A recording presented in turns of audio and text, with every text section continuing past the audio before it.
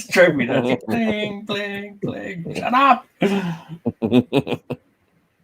All right, well, with that, hello and welcome to the Legends Hey, of everybody! Tabletop It's podcast. Legends of Tabletop. Yes, Yes, I've been on motherfucker. the Here we Legends of go. Tabletop in a long time, so I could interrupt John. I'm gonna start muting you before we start You always say that, and you never do. because I forget that you do this. You'll never learn. You'll never learn. You never learn. Jesus. All right. So we have a regular episode tonight, quote unquote, air quotes here. We haven't done a lot of those in the last year or so. That's mostly on me. It's just easier for me not to have to schedule another thing. But we're 11 months into pandemic, and we haven't really discussed it, very much on air. Not that anybody necessarily cares that we're discussing it on air, but you come in, you hang out with us, you listen to the show. So we figured we get one in. I was inspired a little bit by the Miskatonic University podcast. Our friends over there, their episode 209, they were dealing with GM burnout, but one of the things that came up was COVID, and kind of took me down this rabbit hole of COVID stuff and how that's affected our gaming, and everybody's talked about it. But got a couple of guests on with me tonight, so I'll have them introduce themselves, and then we'll just kind of kick this around for a little while. Lead us off, Kurt? No, I already did something already. Why? Why do you make me do this? Hey, everybody! I'm Kurt Omuler, co-host of the MFG Cast podcast. We kind of do. Well, it's funny because we used to do like more board gaming stuff and a little less RPG stuff, but I feel like now we're doing more RPG stuff and less board game. But yeah, just try to do a lot of fun stuff like board game reviews, talking about different subjects. We also have a regular D&D-ish podcast with John and other John. And yeah, just a lot of fun stuff. Thanks for having me on, John. You're always a pleasure, Kurt. Right, Sean? I'm Sharperson from Think 12 Games, and yeah, I like hanging out with these jerks from time to time and, talking stuff and trying to sound intelligent. And Kevin? My name's Kevin, and I play Rogue Trader game with John and a few of the other people on the team. And I think John and I also play a D&D game with Jesse, who couldn't make it tonight. So that's how I know everybody on the show is playing in a couple games with John. We'll tell the story again, right? So I know we've brought it up before, but it's like a 1 in a billion sort of thing. So when I used to be on the Nerdbound podcast with Neil, Kevin was a listener on Nerdbound. And good. No, I was just going to say, so I moved to England in 2012, I think it was. So I was trying to bank a whole bunch of podcasts to listen to because I was doing a lot of driving for work, and I work in IT, so you listen to stuff.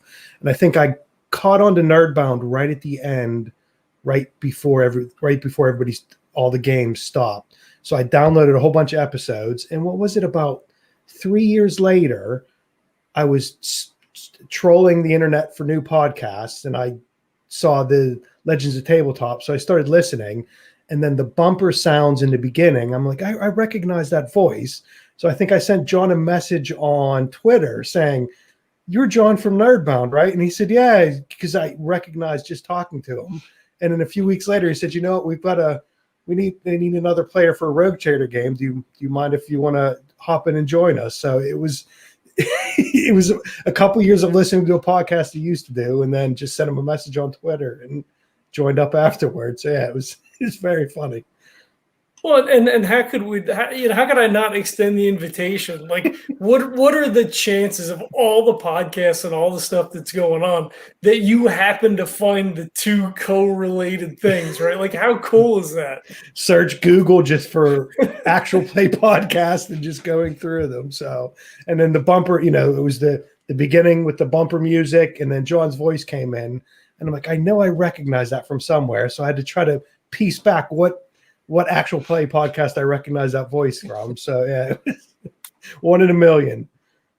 Yeah, no, that's awesome. I love that little bit of synchronicity, and it's fun. It's like we've become friends just because of like just some one-off Twitter comment. Like it's just cool. I really enjoy it, and I mean that's what this stuff is all about. Like it's fun playing games and you know interviewing people and having stuff come on. But like this, like that's cool, right? Like that's the cool part. Absolutely. All right. Well, what's everybody been playing, if anything, with the state of the world these days? I've actually got a fairly regular group that meets up, but because we don't really hang out with like any other people, so it's like a very it's a safe group because we limit our contact with people. So we actually get to play some things now and then. So like we've been playing Great Western Trail and bunch of the new stuff that's been coming in. I think we're going to be playing Cleopatra and the Society of Architects on Saturday, which is like just coming from Kickstarter, which was an overproduced game originally, and they made it an overproduced game. It's kind of amazing. That takes some skill. Yes. Everything's like pre-painted and plastic pieces and magnets that you affix to other pieces, and it's just monstrosity of a game, but it's super fun and super cool. So I'm kind of looking forward to that. Got my daughter and her boyfriend playing some games. She's got a new boyfriend, and he's really interested in it. He's like, "Oh, this stuff's really cool." Like, he's never played any of the new modern board games, so I'm having to play stuff where we're moving miniatures around and beating each other up, and he's like, "Oh, this is so cool!" Like, yes, one of us. My daughter's like glaring at me. No, you can't take him. You're like, hey, he's a keeper, right? Yeah, this is a good one. Exactly. Sad thing is she's going to end up dumping him, and then he's going to end up being around all the time anyway because he's going to be part of the group. Yeah, right. Oh, this guy. This is awkward now. For some reason, I see Sean in the background, kind of like a Mr. Burns type with the lightning in the background going, yes, come to us. Yeah. How often do you guys get together still? Like once a week, more than a couple times a week? What's your schedule like? Usually once a week. Sometimes they will come over to my place. One of my buddies got me an early Christmas present. They got me a tabletopper from the Tabletopper LLC, which takes your regular kitchen table and turns it into a gaming table. You've got these two big leaves that you basically put together, and it is awesome. So you've got like cup holders and the recessed playing field and these giant mats and everything. My buddy's basically a big kid and didn't want to wait till Christmas. He's like, I gotta give it to him now. I want to give it to him now. And they're like, oh my god. So yeah, so I got that. So we come over. We just finished playing the last game of Clank Legacy, which was absolutely amazing. The best Clank game that is out there. So much fun. Just such a cool story. All kinds of ways that you can kind of dick each other over and screw each other over in the game. It's just so much fun. It's a fantastic game. Now, does that game have? Can you like repurchase? I guess the materials and components and stuff that you're destroying theoretically and all that other stuff, so you can run through it again. Do they sort of have that ability? I know some of the legacy games you can do that. Yeah, you can continue playing it, and you might encounter some different adventures, but the legacy aspect, you're making tons of changes. Like you're changing the board, you're adding new things to the board, you're removing things from the board. It's way too destructive to be able to just reset. Gotcha.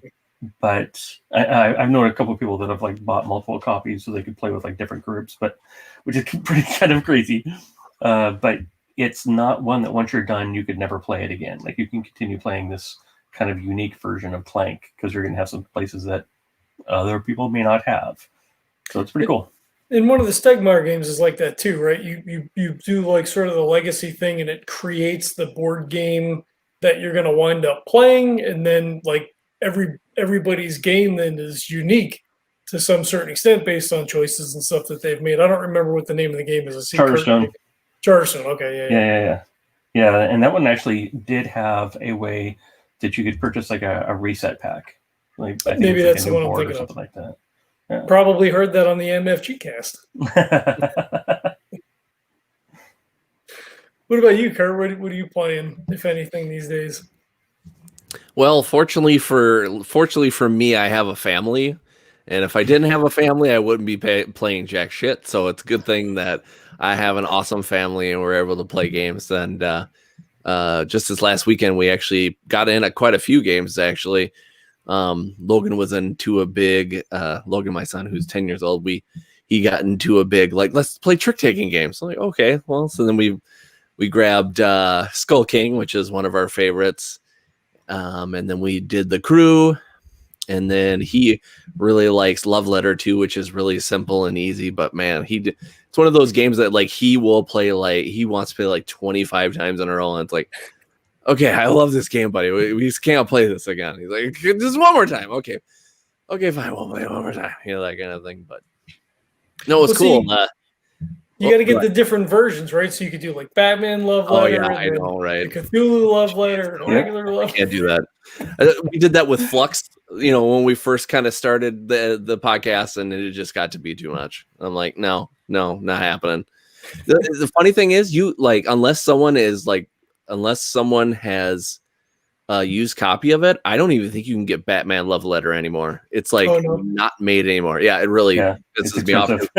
Yeah, so one of those things where like Logan just kept playing, and we're like, well, let's get that, and you go online and Amazon, somebody's selling it for like $30. Normally a game that's like $15. I'm like, give me a break, that kind of thing. But the one good thing that it actually made me do is, he was like, he's really into wanting, he really loves the trick taking games, and he's like, I was like, you know what? Maybe I should try to like do my hand in something or whatever. So I said, okay, Logan, if you wanted a trick taking game, what kind of theme would you want?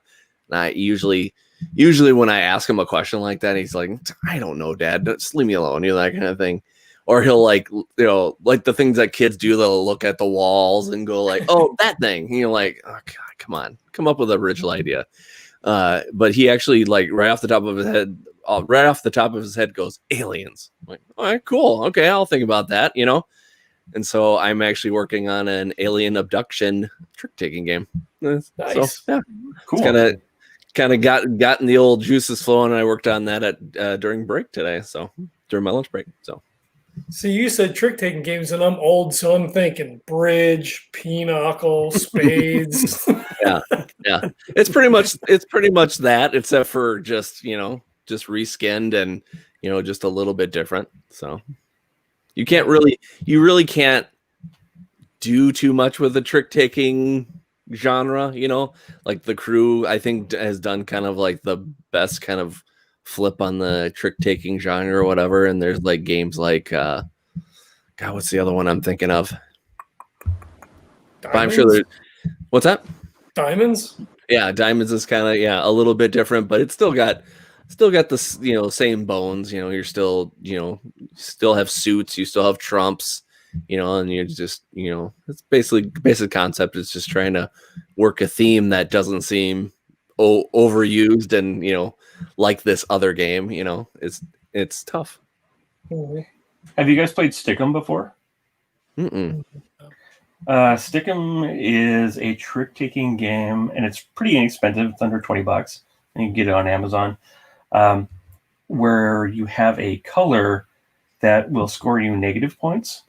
So if you win a hand, each card that is not your color is 1 point.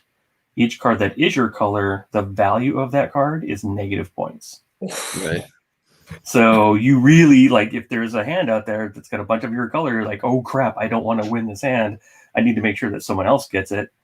So it's that interesting balance of like, trying to get points and not get overloaded with negative points. Everybody knows what what the colors are, so you can like intentionally try and dump a hand to someone else to really F them over.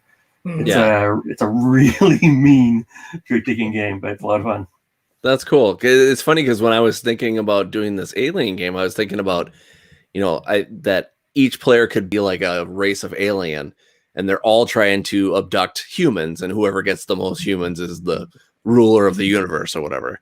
But the thing I was thinking of is like you could have a Trump suit, but then if someone didn't want to use a Trump suit, and then you had multiple numbers that could win the trick, but they're in different suits or whatever, and you don't use a Trump, I was thinking it could be like everyone's tractor beam like fizzles out or like misfunctions or whatever, and then no one wins the trick. So I thought, that'd be kind of fun to do something different like that instead of having just, it seems like every trick taking game, there's always somebody winning a trick. So I was like, well, what if nobody wins this trick and it's out of here, So it's cool to think of all the things that you could do. That's a great idea to get negative points. I've never seen that in trick taking game. All right. What about you, Kevin? Are you playing anything or no?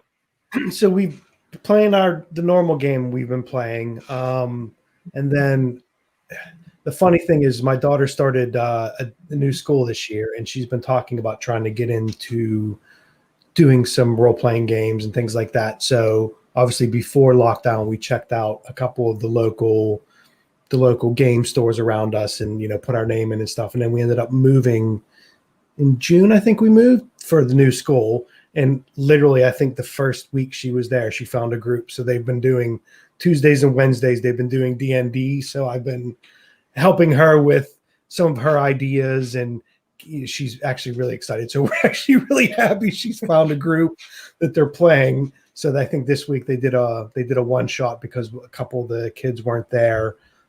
So it's actually funny seeing, not playing for a long time myself and then getting back into it. Like I said, reaching out to John and then playing, and then seeing my daughter so excited to start playing. We went on, was it last year? We went on vacation with, us, and then I think my mother-in-law came along, and we went on a cruise, and we ended up in a real little island off of England called Guernsey. And the minute we got off, she saw a game store, went in, bought the 5e monster manual, bought the 5e player's handbook. So it's been, a long time coming to finally get her into a group. So it's actually been really fun seeing how excited she's been with finding a group, especially with the way everything's going on now. The schools are still open, they're still going. So to have that where they can go, and her school schedule, I think she has like 2 or 3 classes a day, and then she has like 3 or 4 study periods a day. So yeah, it's set up perfectly to go find a gaming group and play at school. So it's actually been really fun. And like I said, John and I, we've been playing, a few times a month with our group. And then at the beginning, I got real nostalgic for, we got my daughter an Xbox a couple years ago. So I think I've played through all the old Lara Croft remixes for Xbox, and then all the new Tomb Raider games. So I think I've played through all those about 5 times. So I'm now debating on whether I should get into Assassin's Creed, because I've never played that before. So I think I'm debating on whether I should go play all the Tomb Raiders again or start on Assassin's Creed. So that's kind of why I'm weighing that up at the moment. Nice. Assassin's Creed games are so good. God, I love playing. Oh, that's what at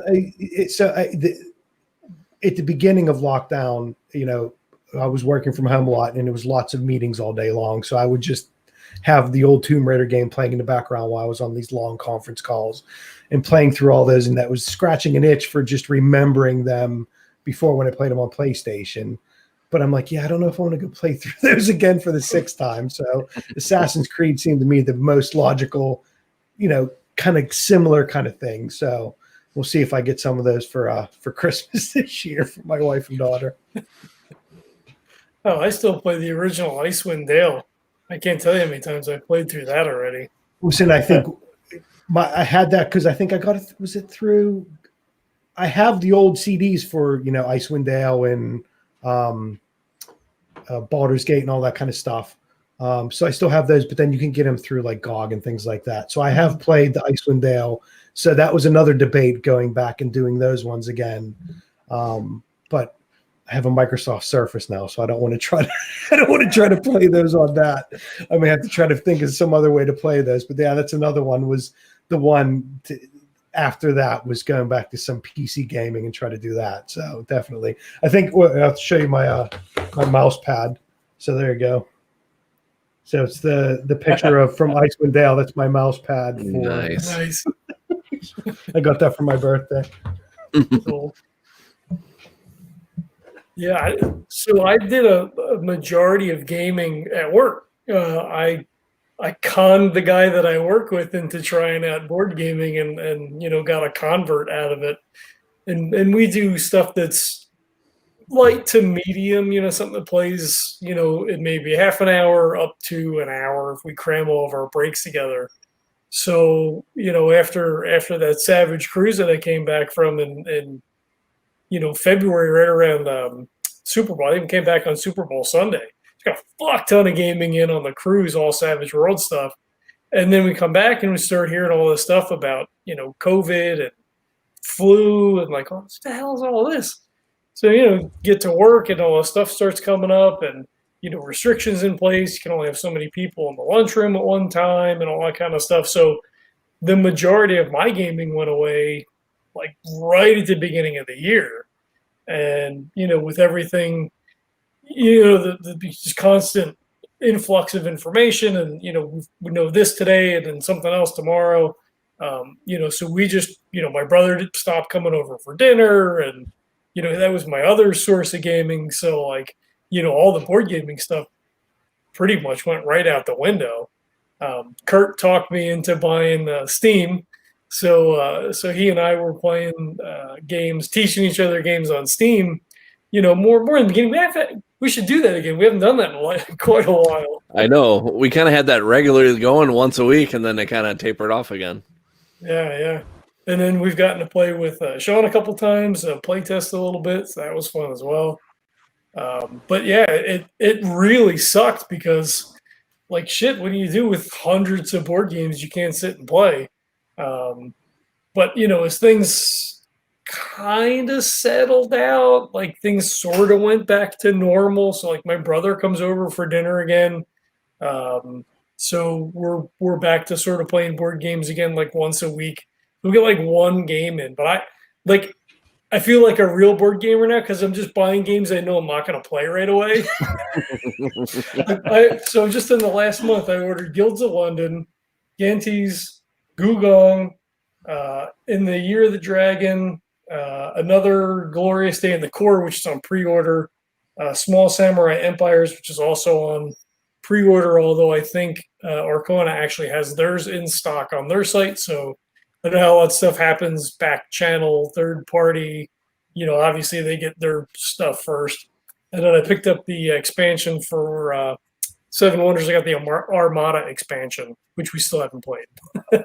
So slowly I'll be like, hey, I got a new game. And he's like, another game? And I'm like, well, yeah, it is fine. I'll show you how to play. It's fine. So we'll do that like once or twice and then, bring the next game. So slowly but surely making our way through some of the new stuff. Your backlog.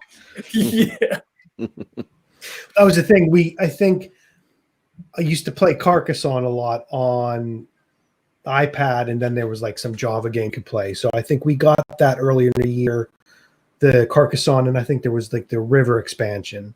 So I think my daughter and I played a bit, and then obviously it fell off with everything else going on and everybody getting busy going back to school.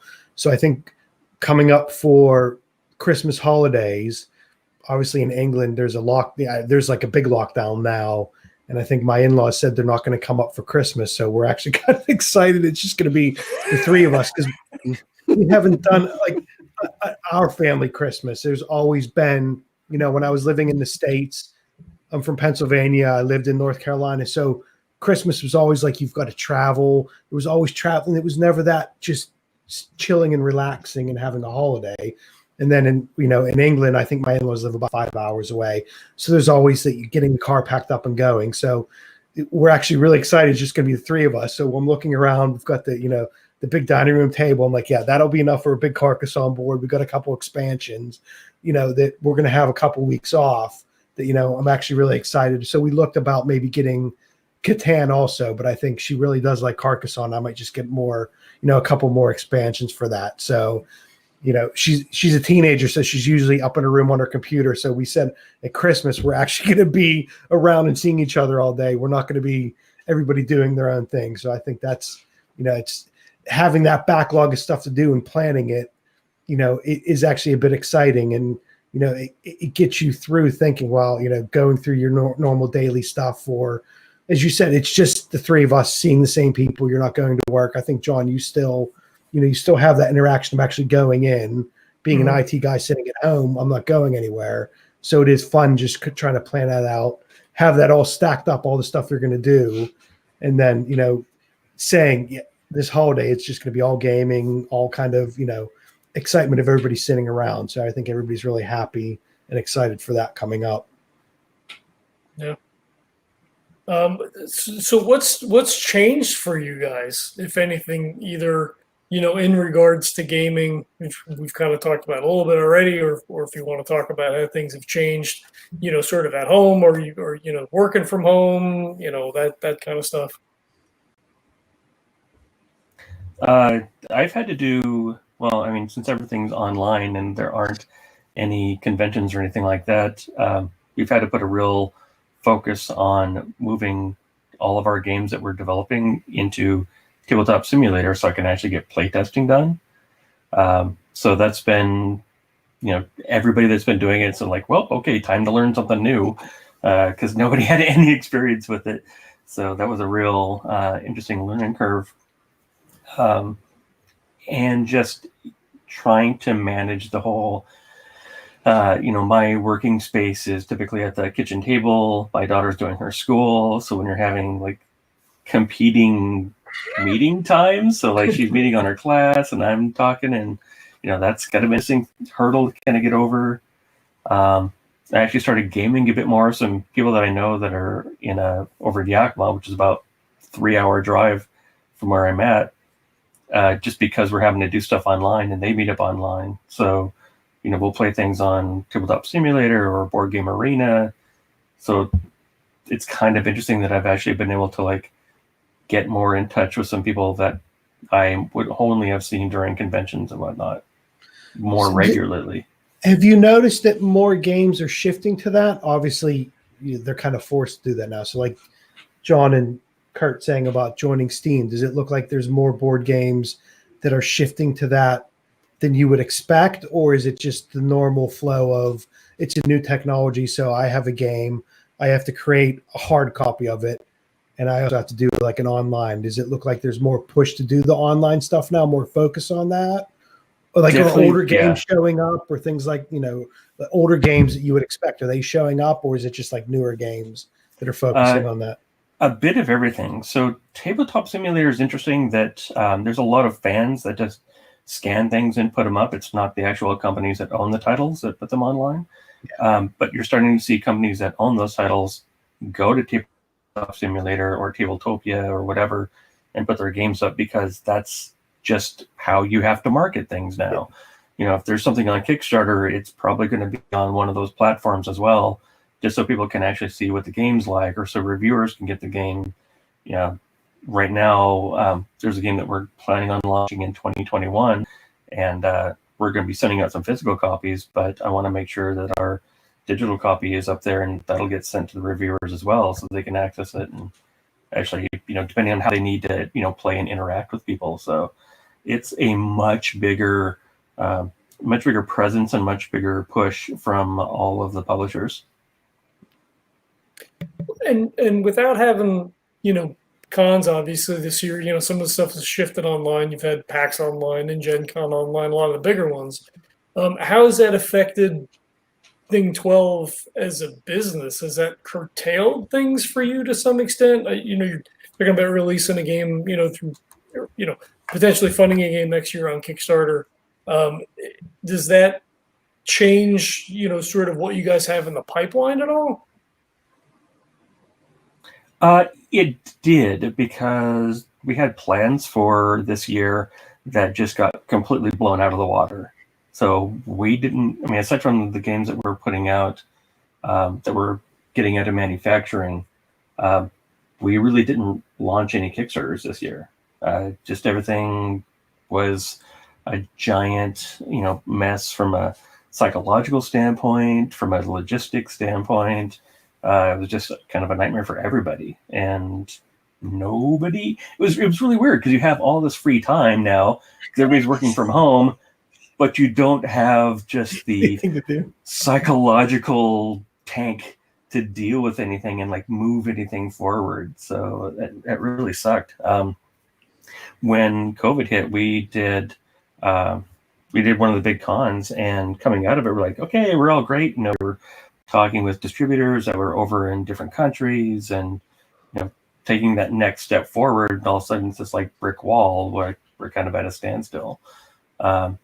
So I mean that did hit us a bit, but the fact that we're not doing it full time kind of helps, so we could afford to kind of like take a year off, if you will, and just focus on the things that we had to get done. I don't know. We'll see how 2021 goes. It's a great big mystery that nobody has any idea about. Yeah. So I know sorry, Kirk, go ahead. No, go ahead. You were first. I was going to say, when John was saying about that cruise, I didn't realize that was a gaming cruise you went on when we talked about that earlier in February. I just thought you went on a cruise for a holiday. So that's the thing. So did you go to, I know, because there's local cons that you always said you go to around your area. Mm-hmm. And obviously I don't know if you were going to go to, go out to Providence and things like that. Obviously all that's been curtailed. Has anybody gone into any con? I can't remember if, John, you said you went to any cons earlier before this kicked off a bit further into the summer. Was there a few around you that you went to, I think up in Phoenix and stuff at the beginning of the year? Any of the cons you used to go to all the time? No, see, most of the stuff is scheduled, summer and into the fall. So like RinCon and Maricopa Con and, the Tucson Comic Con and Phoenix Comic Con. I don't want to call it that anymore because, San Diego got butthurt about people using Comic Con because apparently you can trademark Comic Con, which whatever. So a lot of my local stuff, which is, really more of a social thing, for me, like again, I would play games every day at work. So like I got my game fill in, but like, I get to see the people that would come down from Phoenix, or I'd go up to Phoenix or whatever. So I missed out on all that. So like my biggest gaming thing was the cruise. And, it was just role playing like all week. Like there was days where I just had like 4 games scheduled at 4 hours. Like it was just from the, mid-morning until like, midnight. It was just stupid. I didn't realize I thought that was just a holiday thing. No, it was a last minute thing. So Daryl Hayhurst, who works for Ulysses, they put out Torg. He's here in Phoenix, up in Tucson. I mean, so he had posted on Facebook. He's like, I had a roommate for this cruise, and they bailed out. Is anybody interested? And I'm like, well, yeah. Like, what are the details? I enjoy cruising. I enjoy gaming. So we passed along the information, and I spoke to the coordinator and everything. Yeah, so I wound up jumping in. I roomed with Daryl. Shane Hensley was there, and guys from the Rocky Mountain something pod. They coordinated the whole thing. I don't remember their group now, but they have a podcast. I mean, there was a lot of movers and shakers. Carl Kiesler was there, and a bunch of other folks. So it was a great cruise to be on. I mean, great GM. I mean, people packed in their luggage like 3D terrain. Like it was crazy. People were pulling out like boxes full of shit. I'm like, what? I'm like, wow, should I take one bag? Like, I don't know. I've got a bag in like my backpack. Is that too much? Like, I don't know. So I used to work on cruise ships, and that's how I met my wife. Now thinking back, that could have been the greatest cruise ships ever to work on, was gaming ones. And I'm thinking back, how awesome would that be? Just a whole cruise ship of people board games, role playing. That would just be absolutely amazing. Well, so we were a subsection of the cruise, right? So we had maybe about 100 people with people brought their spouses and whatnot. I think we had about 65 or 70 actual registered gamers and GMs and stuff. But obviously the cruise is 1,500 people or whatever. So we were a small group, but we had our own space, and it was a lot of fun. It's almost too much gaming. Yeah, you think? Jeez, you're just when you were talking about that before when you were going, I was like, God, that sounds so exhausting. Like I get done with like one of our sessions and I'm like, I need like an 8-hour nap for Christ's sakes.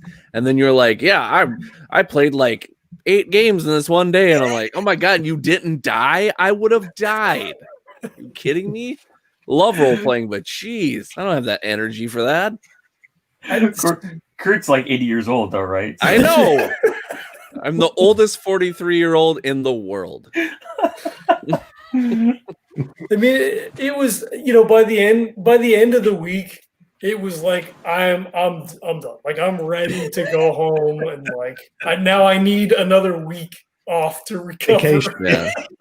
And didn't you get sick like as soon as you got home? Yeah, so there was a number of people in our group that got sick, and someone had asked that your scuttlebutt as people are walking around, is there corona? No, there's no corona on the ship. There's no corona on the ship. What the fuck is corona? What the hell is that? Watching the news, I don't know. And it was again, we some beer. Yeah, well, it was the end of January, so it wasn't like it was a huge thing at the time that we left. So it was in New Orleans, which was a hot spot when we left and came back, and then we had a bunch of people get sick, and like sick to the point where like they didn't leave their cabin for like 2 days. I got it. I was laid up for a day, fever, chills, like, all that stuff. And I'm like, fuck, is that what I had? Like, shit, I don't know. Like, because usually you think about a cruise and you're talking about like norovirus, and then there's also intestinal discomfiture. And it wasn't anything like that. Like everybody got like a sinus chest thing. Like I was sick for like a month and a half. I just had a cough that would not go away. And I don't know if it was that or not that. But it sucked. That was the end of January, you said, right? I think. And yeah, I remember. Cruise, it was like the 26th of January till like the 4th of February or something like that. And I think when we were doing some games, my mother-in-law came up in Feb, and I drove her back at the end of February, and we had just bought a new car. And there was about a week or two where I coughing, cold sweats, all that kind of stuff right at the end of February. Mm-hmm. And I think it was, we went out to look for new cars. So we were, test driving, and everybody's out looking and sitting in the car. So the same thing as John. I don't know if it was because it's around flu season and everybody gets sick and that kind of thing. But it was in that same kind of window where I'm looking back now saying, well, it was end of February. That kind of might have been. But I also look at it with my mother-in-law was with us, and she said she was sick for a week or so also. And I said, well, if it was anything more than just a flu, she would have got it because she's in her 70s. She smokes like a chimney, all this other kind of stuff. That kind of thing. So I think it was just that in that weird flu season area that you have no idea. And then you look back and you're like, well, could it be? Couldn't it be? Because with everything going on, you just don't know. With John being in New Orleans, that being like the major hotspot, I'm just in like the middle of Southeast England. I'm close to London, I guess that would be, but you just don't know. And I haven't gotten any, antibody tests or any of that kind of stuff. But yeah, it's just everything was so up in the air. You just have no idea, and it's just going over in your head. Well, maybe it was, maybe it wasn't. Being on a cruise ship, definitely that would lean. I remember you talking about it when we get on, and you're like, yeah, I just don't feel good, and it's been a couple of weeks, and it's hanging on and won't go away, kind of thing. Yeah, it was no bueno. Yeah. Luckily it was just like it was a week or so, maybe 2 weeks where like it was really bad, and then it was just one of those things that just kind of lingered for a while, which that's annoying more than anything else. But then you're like, shit, am I if it was that I infect, and nobody got sick around, so like yeah, it's the thing. Yeah, is anybody else around you same kind of thing? Yeah, that's what we said. You know, no one else. Wife didn't feel bad, daughter didn't feel bad. I said my mother-in-law and father-in-law in their 70s, they didn't. So you're just like, okay, maybe it just was the flu because it was around that time, kind of thing. Yeah. Yeah. We had some something kind of similar. Like this is at the beginning of and not really knowing what it was and getting more information. We actually went to one con this year, and that was I think the weekend of Valentine's Day weekend in February, and we went to a convention, and I think right after that Tracy got sick, and my wife has multiple sclerosis, so when she gets sick, and so a lot of times when we're at even before this stuff all went down, like we're always having hand sanitizer, we're always washing our hands, we're being careful with what we touch and stuff like that, because when she gets sick, and like even me, like I'm a decently healthy person, but when I get sick, I get pretty sick. And Tracy had gotten sick, and she had something that lingered for 3 months. And so now you're looking back at that, it's like, oh, could have been that. Well, maybe it just at the time, and now that I look back at it, it just seems like a common flu or common cold or whatever that just for her she just couldn't keep up with. But I also remember that I had gotten sick, and it didn't last very long, but I remember that I think I stayed home and I slept for like 12 hours because I was just out. I was like, and when it comes to me getting sick, I'm not like other people where they're like, oh yeah, I'm going to go make some soup and I'll sit up and play video game. Like me, I'm like, I am not going to keep this forever. I am going to rest and rest and rest.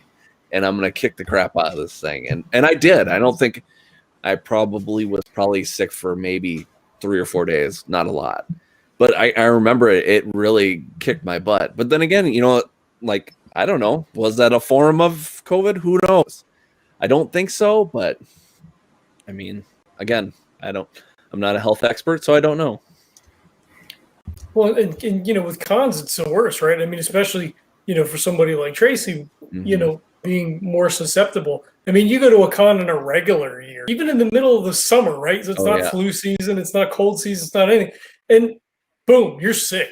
You're at Gen Con for 4 days, you're probably sick. Like, you can't get away from it because you're touching everything and there's people everywhere and you're playing games, everybody's sharing pieces of stuff. Like, it's just inevitable. And it, while it may have hurt the industry overall, it was such the right call to not have all those conventions because it would have been, it would have been apocalyptic. I mean, it sounds stupid, but like I said, in a regular year, people get, the con crud, like it's got its own name, I mean, can you imagine if, we'd had Gen Con with 60, 70, 80,000 people all crammed in, like what a disaster that would have been. Yeah, I got influenza A going to Dice Tower West last year. So yeah, I mean, it's easy to pick up stuff because you're, like you said, you're handling things that other people handle. You do what you can by like using sanitizer and all that kind of stuff, but it's impossible to completely sanitize yourself away from everything. Yeah, and let's be honest, I love people, but they're disgusting. Give me a break. I mean, you get some people. You see some people like. I literally like walked away from a game table one day because someone was like going like this and then touching their stuff, and I'm like, no, I'm sorry. You could be the cleanest person on earth. I'm not touching your nasty snot stuff. I'm sorry. I have a kid. That's the only person I would ever touch that stuff with because I have to. Not you, sir. Here's my card. Yeah. Right? I'm like, oh my god. Why am I covered? If you're doing dice games or card games, that probably makes it a million times worse, right? Oh yeah, exactly. Well, I've got a dice game that I demo for people, and as soon as someone walks away, I'm like, squirt sanitizer on the dice. I don't want to be people playing with plague dice. Like, it's not the plague game. It's good for you. I'd be like this. Here we go. Right in the trash. Here, you want a fresh new set? Here we go. I know you can't do that. It's too much money. But no. Well, I think from the con thing, we did Comic-Con in London last year, and then we had it booked again for this year. I think it was in May, I think we said. And obviously they canceled it. And then we missed PonyCon. PonyCon's usually in October, so we missed my daughter's into My Little Pony. So we missed a PonyCon, and it was actually it's a real bummer. It's so the Comic-Con is really big. There's all the presenters and all that kind of stuff. And the PonyCon's a bit smaller, but we've gone for like 5 years or 6 years now. But you see the same people all the time, and it was a real big letdown. It was my wife and I just go and sit down, and all the kids drop their bags around, and then just go leave for the whole weekend. But it's just that fact of going away and doing stuff. Even for my wife and I for the PonyCon, not presenting or going to any of the booths or any of that kind of stuff, just being there and seeing all the kids and everybody excited to do that. It was, and they did an online thing where they had all their sessions that they would normally do, but it is just that hanging out, everybody getting together. That's, my daughter knows all these people, knows them on Facebook, and the only time they see each other is once a year, and they're not great friends or whatever, but they have that bond of going to that. And it really sucked this year that it was all, everything was canceled. And you can do a lot of stuff online if you want to do all the sessions about the presentations and all, but it is that getting together and sitting around tables and going to booths and stuff like that. It really sucked because it was always that October after summer looking forward to that, taking a week off, going for a weekend to do that. And yeah, it was definitely different this year that, those big things have been canceled, but obviously, yeah, you don't have any choice. You have to do what you have to do kind of thing. Mm-hmm. Yeah. Well, and you take it for granted so much too, right? Like, you say you're relatively healthy, you go, maybe you get the con crud, maybe you don't, but like, even in the back of your mind, you're like, maybe I'm going to get it. I'll take my vitamin C with me, and maybe I grab an extra thing of hand sanitizer or whatever. But it's just like one of those things. Like, if it happens, it happens. It's whatever. Like, it's part and parcel. But now it's like, fuck. Do I go to the gym or not go to the gym? Do I, try to set up some sort of gaming thing? Like, it's a whole different territory now. And you can't really, just sort of take that for granted because, one thing could be like it. However accurate, again, they're learning over the course of this whole time, they're learning all these different things that, there could be some like super long-term effects. And like, fuck, you just, you can't take that chance. And it does suck, right? I mean, the gaming is just such a social thing, like it's just, the games are secondary, whether it's RPGs or board games, because you just get the chance to hang out and, just sort of, be in that space, even if that's an online space. It's such a crazy, it's stupid because you got people, it's fake. Like, it's 250,000 people. Like, we didn't go to the moon either, right? Like what the fuck? It's just stupid. So to me, with everything going on, I've always been kind of not a private person. I guess that's the wrong way to say it, but I'm quite happy being in my own mind, being in my own space, that kind of thing. I think I'm a social person, but I don't miss that social aspect. Like, working from home, where I work, it's a really fun office, and I think we all get along. We go out for drinks, go out for dinner, that kind of thing. But missing that, not having that, I'm like, well, that's fine. It's no big deal. But other people I know work with are like, this sucks. I need this kind of thing. From a gaming standpoint, so to me, it's like, okay, I see John every couple of weeks. We do gaming stuff or we're chatting. But to me, I'm like, yeah, it's all cool. But for you guys, is that not having that in person, not having that? If you're moving it to online stuff, does that fill the gap, or do you still say, I really need that in-person going to a place, meeting up at someone's house and playing, because I said to me, I'm like, no, it's all fine because I'm doing all the same stuff, but just separated. I don't necessarily need to be with everyone else, but I know people are really affected of, look, I can't look someone in the eye because we're not sitting across from each other. And I really miss that, that really in-person kind of, whether it's gaming, whether it's going out for a drink or at work, does the gaming bit doing it online, does it fill that need, or is it you still feel that there's a lack of that everybody getting together and being together kind of thing? There's definitely something missing from the online portion, at least for me. The way that my group tends to play, there's a lot of that social interaction, where we might try and, manipulate someone's choice, by threatening them. Like, oh, don't you come at me. If you come at me, man, you're going to regret it for the rest of the game. It's the psychology that you try and get into each other's heads. And that requires a lot of looking at a person and making eye contact and body language and all these like physical elements. That as well as just the physicality of a game, like physically picking things up and shuffling cards, moving things around. While the digital piece does, I think, as good an implementation as it can, it's still not the experience that you're really wanting. And it kind of underscores like how much you kind of miss that. So it's definitely a piece that, I can't wait till we can get together and have, some big giant 8-player game of the resistance where we're all yelling at each other and accusing each other and pointing fingers and, screaming at one another and getting the police called on us and all that kind of stuff.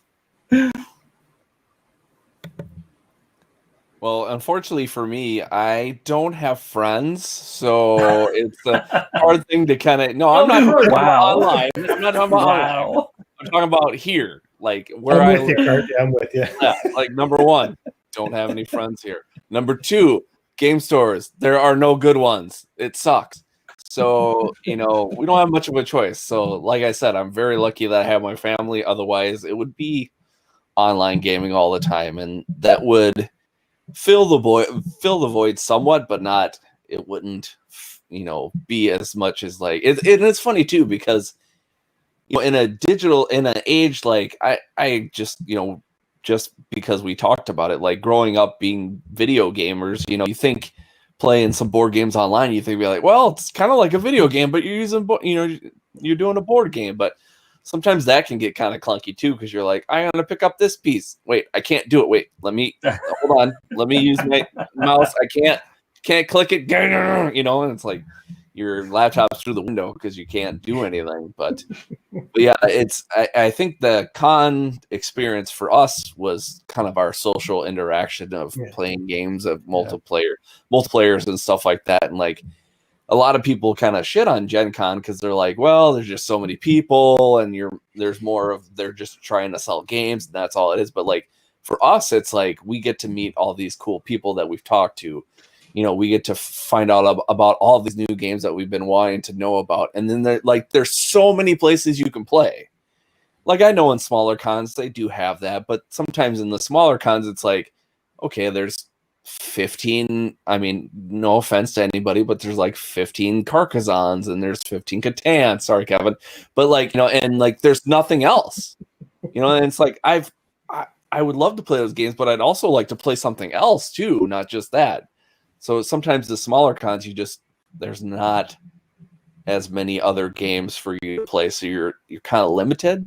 So like the fact that COVID has kind of nixed that con season, it's really kind of been kind of depressing because we'd even do some of the local cons too, and some of the local cons that we had, they would do a little bit more, and it was cool, that cool experience, like kind of like what Kevin said. It's like even the smaller cons you go and it's like the only thing I can think of, and even though I didn't really do it, it's like going away to camp. It's like every year you see these people and you get used to the counselor, you get used to the kids and your friends, and it's like, well, we'll see you next year, and then when you don't have that, it's kind of like, oh, I don't get to see my friends, and that's tough, especially when it's kind of like a vacation, our vacation, because we don't go on big vacations. It's like a lot of people are like, oh yeah, I'm gonna go overseas and I'm gonna go do this, and I'm like, we're going to Indianapolis to play board games, RPGs, like people are like, what? I'm like, yeah, it's gonna be fun. I'm like, okay, so I think that's going to be a big fallout, is those smaller ones. Yeah. After this, that the one John, there seems to be quite a bit around John. I've never heard so many small cons of all the ones you go to in your area. That might be hopefully something they can kick back again, because it's not Gen Con or Dragon Con or Comic Con. It's all those little ones that happen every 2 months or stuff that, fill the gap in between these, the big giant ones, and you actually get to go out and do those kind of different things. So it'll be interesting to see, to hope they kick back up again, when stuff starts to normalize. Yeah, and most of those small cons, they're already kind of fledgling, trying to get it to even be kind of cohesive. You get that 1 year where like that, they're depending upon a stream of revenue from the people routine of going. And if they get that 1 year where they don't, then it's like, now what do we do? Yeah. Well, and to speak to Kevin's question a little bit, right? So like, this is the time of the introvert, right? Like, I'm a little bit like Kurt, in the sense that I don't have a lot of friends in meet space here, since we moved out to Arizona. So, all of my friends are online, hence the podcast. And play games with people, at work, and luckily I'm still working. I'm thankful for that. And we're kind of all spaced out in the building. Everybody's sort of in their own little spot. We don't have a lot of together time, except for the lunchroom, and they've sort of put the kibosh on that. We're like, hey, we can look at, you can sit at these X's so we can get like 3 people in here at a time. I'm like, fuck it, I'm just gonna go eat in the office. Like, I don't like, it doesn't matter to me.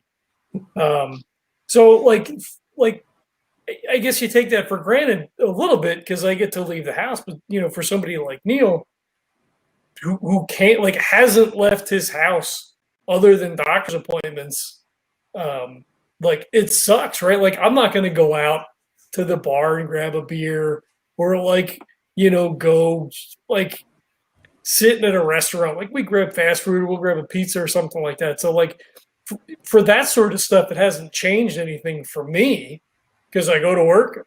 When the gym is open, I go to the gym, whether that's a wise idea or not. Time will tell, I suppose. But like, my routine overall, aside from losing my gaming at work, hasn't really changed all that much, because all of our role-playing stuff's been online for 6 years now. I mean, I haven't played a role-playing game in physical space that wasn't at a con since before the podcast. Like, it's been forever. Wow.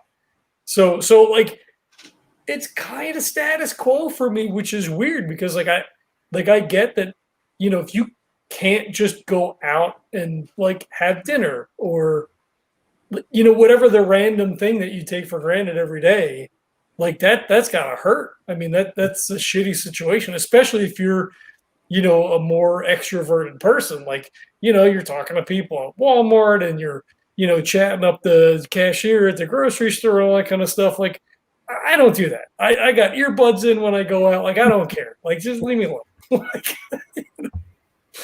so it's weird for me, because when people were complaining about haircuts and stuff, I shave my head. I do that on my own. Yeah, don't even try to like with the haircuts thing. I'm like, come on. Well, no, but it was never a thing that occurred to me. Like, people, I can't even get a haircut, and I'm like, oh wow, I guess not, right? Like, it just never crossed my mind, because I shaved my head. It's just like another one of those things that you sort of take for granted, through this whole process. But I feel like us introverts are probably, like, for the most part, kind of okay, right? I mean, that has its own other set of potential problems, because then they're potentially more prone to being depressed, and those sorts of things. So it's a balancing act. Like, I go hiking on a fairly regular basis, especially now that we're like out of the summer here. So like, that's my reset. Like, and and I can do that. It's close to my house, and there's not a lot of people. And I take a mask or a gaiter with me when I go. I wind up getting into a conversation with somebody, which doesn't seem all that likely, but occasionally you'll cross some people as you're, sort of hiking through, and you make a little bit of chit chat. But it's a little weird for me, like especially now as things have sort of settled down. Like I said, my brother's coming over again, so it's kind of a normal sort of thing. Which, again, that may be good or may be bad in the long run. I don't know. Yeah. For me, I live in the hottest spot of the world, Wisconsin. So like, I didn't even know what changed because nothing apparently changed because people are just like, fuck it, we're all gonna die. Cool, that's fun. so yeah. So unfortunately and fortunately for me, I work at a sporting goods store. Fortunately for me, I was able to take a step back from being out on the floor and told them I would rather be in the back checking in freight. So I was able to switch my job, but it's just the only thing that sucks is you get all these suggestions about what people should be doing for social distancing and wearing masks and stuff like that, and people just find a way to shit on that or work their way around it, and like if they come to the back where I am, they're like, well, I'm not on the floor anymore, so I can take my mask off. And it's like, no, keep it on for fuck's sake, people. And and unfortunately I can't open my mouth. Like I have to find a way to. I have told people around me that I work with, like, obviously they know that, my wife has MS and I'm not fucking around with that. So keep your mask on or get away from me. That's just the way it is. But with other people now, I have to figure out a way to nicely tell them without trying to blow up. And I'm a very nice person that doesn't like to start any shit. You need to have a mask on or do not be by me. And it's hard to say that in a nice way because even saying it right now, I'm like, that sounds really shitty. But like, I have to say that because I don't want one mistake. I don't want to lose my wife because of one dumb person's mistake. Yeah. Well, and it's stupid, right? Because there's zero imposition for you to put a mask on. Yeah. I mean, like the science is clear. Yep. And it's, nothing's 100%. And, some of them, they're open in the corners or they're open. If you cough into it, it's going to catch it. If you sneeze into it, it's going to catch most of it. Yes. If I have one and you have one, then we're both catching most of it. Like nothing in the world is 100%, but like it's the simplest thing that you could possibly do.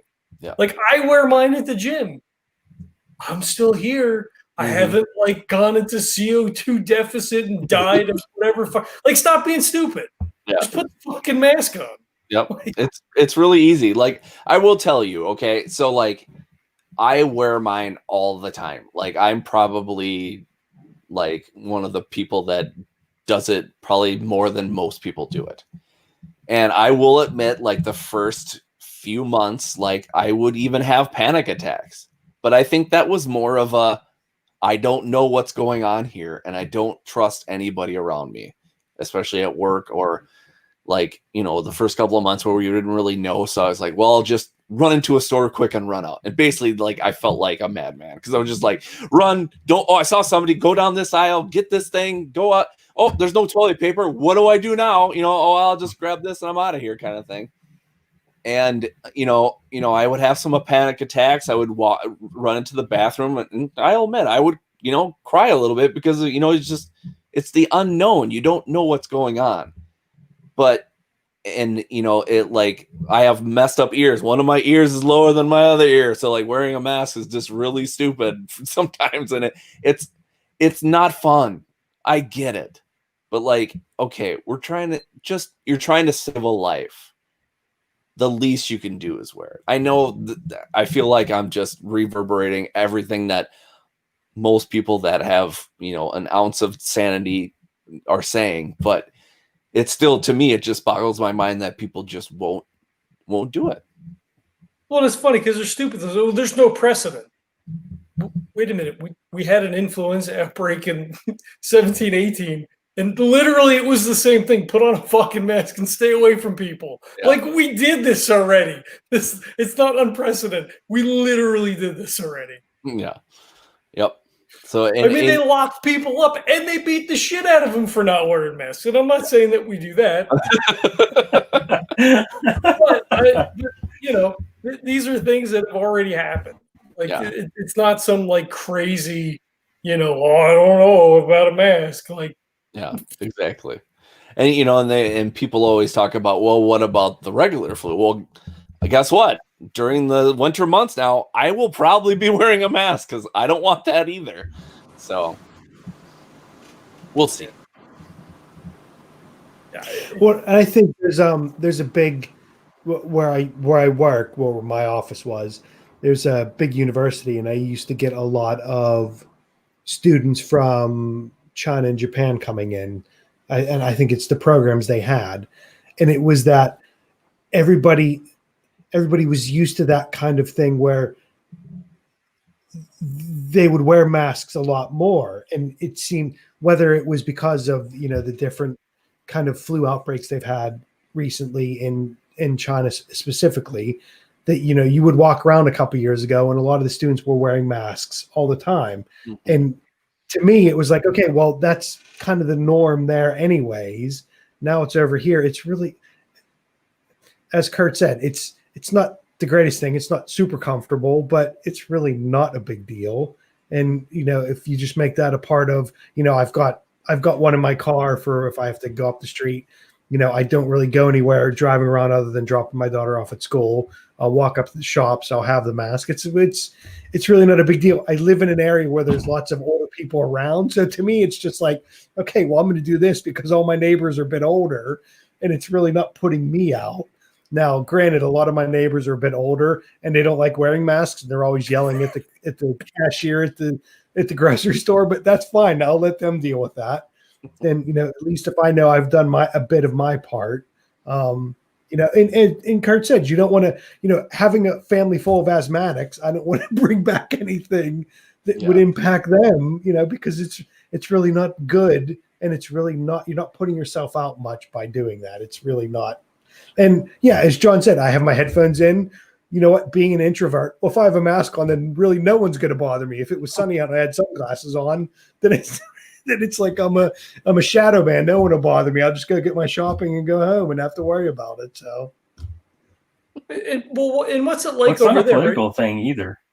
No, because look at all the different countries that are doing it, right? Yeah. So it's for anyone to say, well, it's this political group or this political group pushing an agenda. Look across the world. Everybody's dealing with this. Like, if there is no global conspiracy to be pushing some agenda, like, that's just insanity to even contemplate that. The fact that they're having to deal with it in England, and they're having to deal with it in Japan and China and Switzerland and just across the entire globe. That's a thing. So let's just deal with it and use a little common sense. Yeah. It's more about helping people too. Like, I don't wear it to help myself. I wear it to help other people because I care. I should give a shit. Well, and that's what they said. If you're wearing a mask, it's you're protecting other people. If you sneeze or you have it, your mask is going to block it. So you're really not looking out for you. You're looking out for other people because you have the mask. So, it is that just looking out for others around you kind of thing. Well, what's it like over in the UK, Kevin? Or do you see? Does it seem like more people are willing to sort of follow through and wear masks? Is there as much angst as there is here about lockdown and masks and social distancing and all that kind of stuff? I think it's not the same kind of things that in the States you see here. It's just not as much, obviously, because there's lots more people in the States. Yeah. But so I live in the South. I think the bigger hit areas have been more of the north of England. So the bigger industrial or the bigger city areas. So London, obviously, but it's been more the north because there's lots more people that live closer together in the north. But there's been protests. There's been, anti-mask things. I think last weekend there was. So I think it's the same as the States, maybe not the intensity, because I don't think there's that underlying. There is an American thing about not telling me what to do and all that, and the past decade's been pretty weird just with politics, and so I think it's more amplified than it is in the States. There is a bit here, and it is the same kind of groups. It's it's kind of the two ends. It's either the ones who are doing it for a political reason or the ones that are doing it for some kind of anti-vax crystal-y kind of reason on the other end. It's those kind of two extremes are kind of doing it. But I think there's the lockdown and not forcing people to not do things or shutting shops. I think it's more strict over here than it is in the States, because from a government model, like in the US, there's 50 different states. So there's 50 different kinds of governments and then a federal government.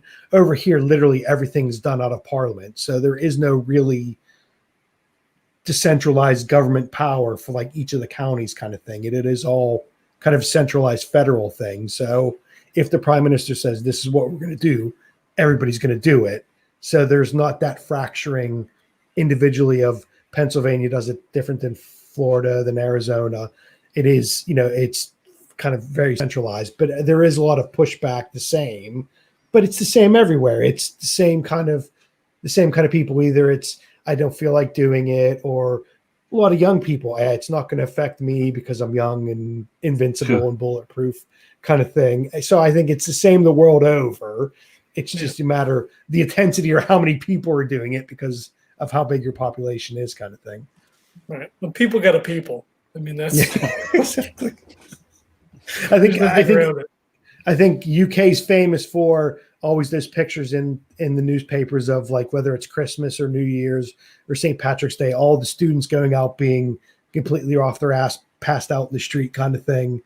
And so each time there's a lockdown or a restriction the night before, everybody goes out and gets pissed. And, so all the newspapers are all the students going out and because they're getting their last hurrah before they're kind of locked down.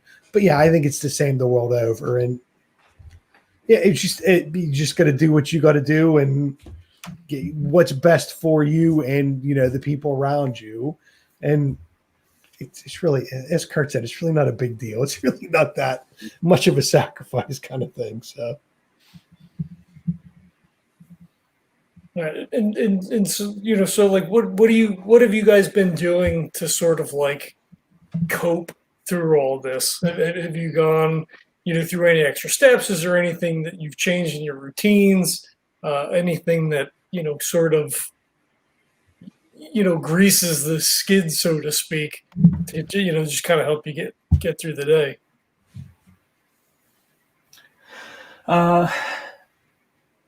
Actually, I found myself getting a weirdly a little bit more sleep, but also staying up a little later. Just kind of taking a little extra me time in the evening, and finding something that the family wants to do, because we try and give people their space to like, okay, you want to de-family time because we're around each other all the time. So, let's take some time away from each other, but then let's try and find something we can also do together. We might go for a drive, and just drive somewhere. We've gone for walks before, just looking for ways to kind of break up the monotony and give people space when they need it, and also find times to get together and do things together when the family kind of needs it as well. That's kind of what we've been doing.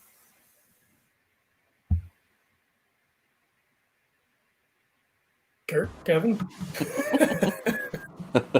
I pretty much would like model after what Sean says. Like I've been purposely trying to get Logan outside to kind of get some of his anguish out, because he does 100% virtual, and there's a chance for him to go to school, but we won't take it because unfortunately kids are great, parents are terrible. So, they don't care about this kind of thing. Unfortunately, a lot of them. So when it comes to,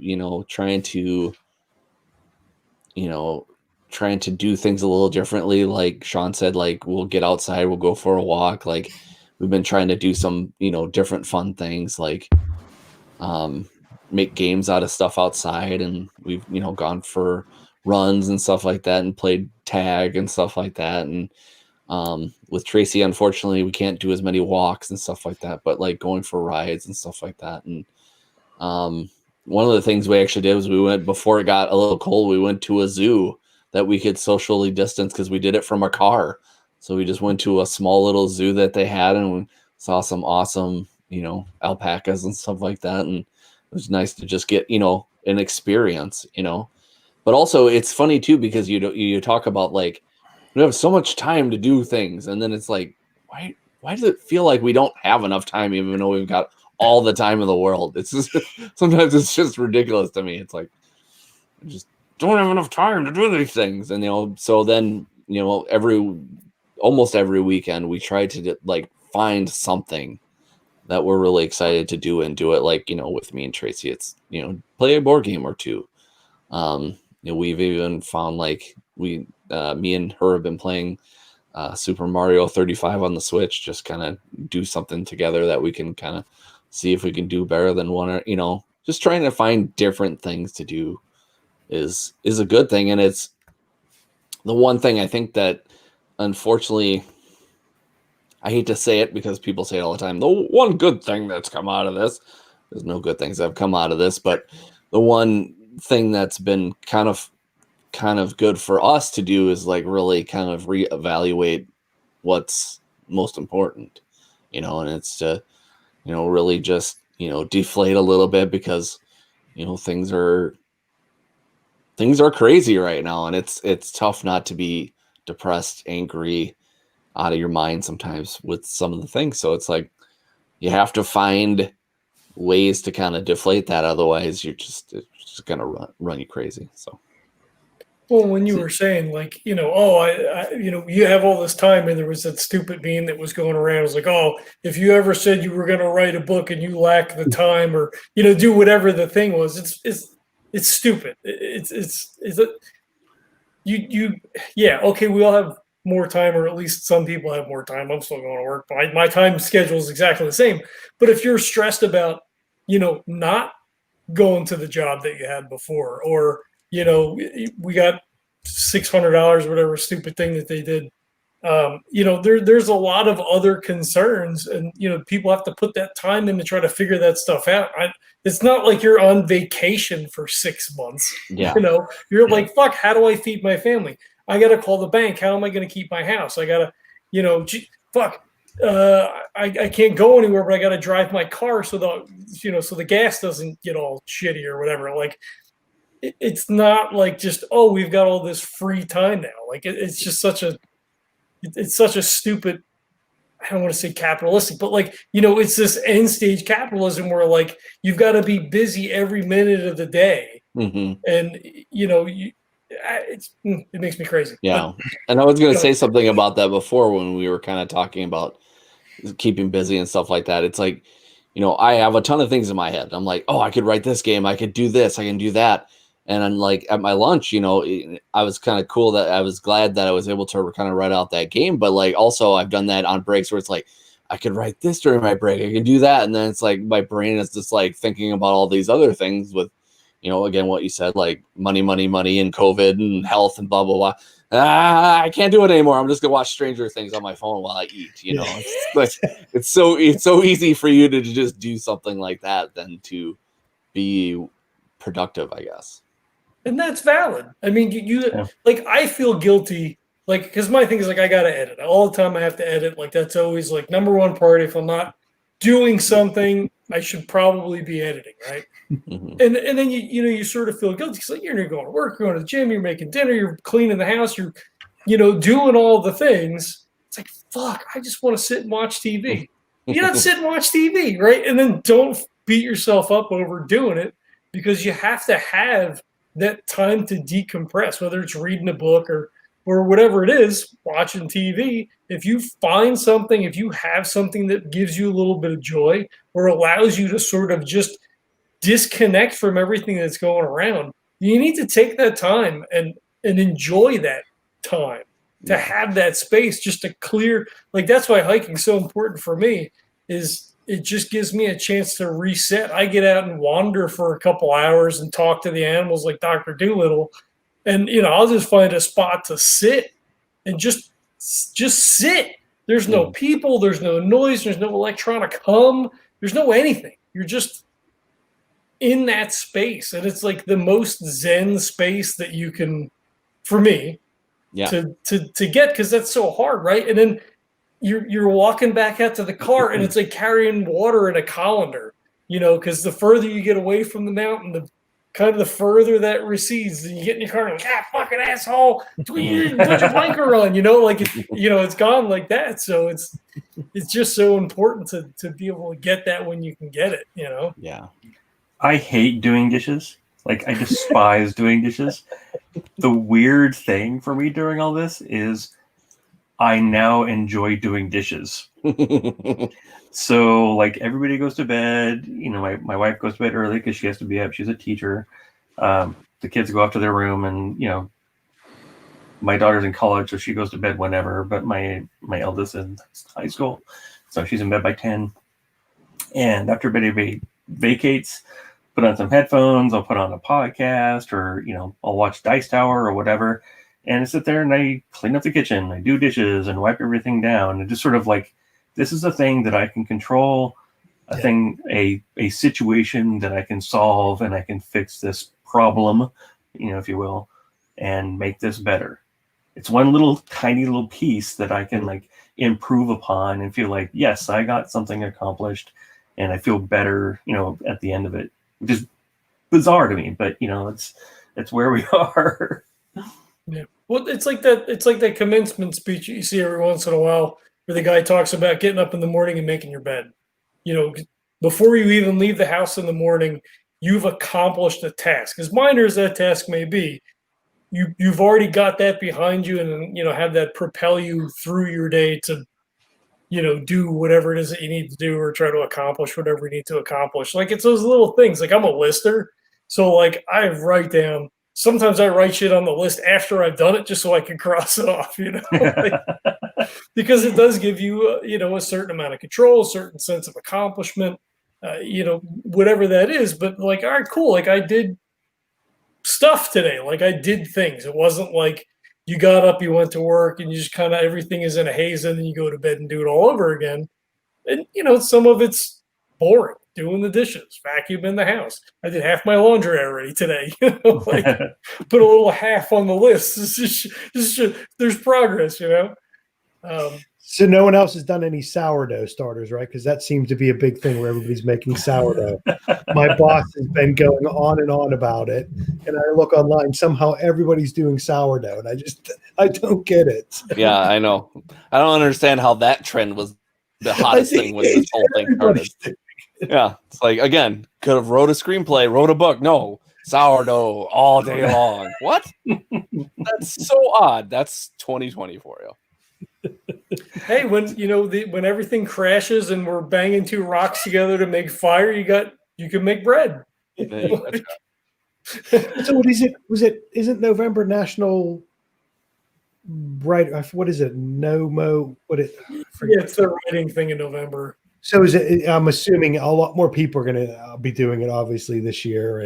But I think back to your point, like Sean was saying, it's the little things. So if people are home now and they're not used to being home, if you used to do a 9 to 5 and you're driving to work and all that, it's just those little things to make the day go through. It's okay. I'm going to do the laundry. I'm going to do the dishes, or you need those kind of signposts because if not, you're just going to get swept up into.